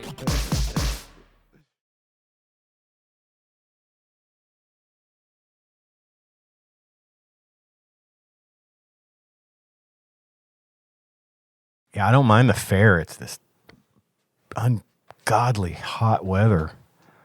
I don't know. I kind of mind the fair, but definitely more the hot weather. The fair's always been my kind of trashy. You know, It's not big enough. It's not. It's the problem. They really it's cram like it into not that a little fair. tiny- It's just like the older I got, the smaller the fair got. You know, I remember Sure. going to that exact fair, probably riding those same exact Sure, rides. and it seems when so I was big. 9 and 10 years And old. I need to remember that because like I've been thinking it's like, man, Henry is like, there's like fucking 3 things to do. Yeah. And he's gonna like, I'm gonna pay for the $20 bracelet Yep. because it's like, if I don't pay for the $20 bracelet, he's gonna want to ride. They'll wreck you on tickets. It doesn't matter, I'm fucked either way. Yeah, you get so- wrecked on tickets if you don't. You just bite the bullet. Exactly. Buy the bracelet. Yeah. So I just kind of like, They know. They totally know. yeah. And totally. I've already come to terms with him. I'm gonna buy the bracelet. If he doesn't fucking ride the rides, here's my $20. Yeah. You know, at least then I can be like, I tried. Hey, that's my insurance in case you wanted to ride 50 rides. We'll see. Because I was like, are you excited about the rides? And enthusiastic, maybe. It's like, okay, because he doesn't know. He's never ridden any of those things He'll before. have a good time. At It'll least be there's the fun bumper for cars. him, and it'll seem like, oh my God, big and flashy and crazy. I hope so. He'll like it. This TikTok generation, you never know. You just don't know with these TikTok kids. You never know. The weirdest things kind of, like the things that I would think would excite him sometimes don't at all. And then, Yeah. but also the weirdest things where it's like, I remember him going crazy over like composite video cables. What are these? Plug them all in. Oh, there's a red hole unfilled. Yeah, there's a red one and a yellow one and a white one.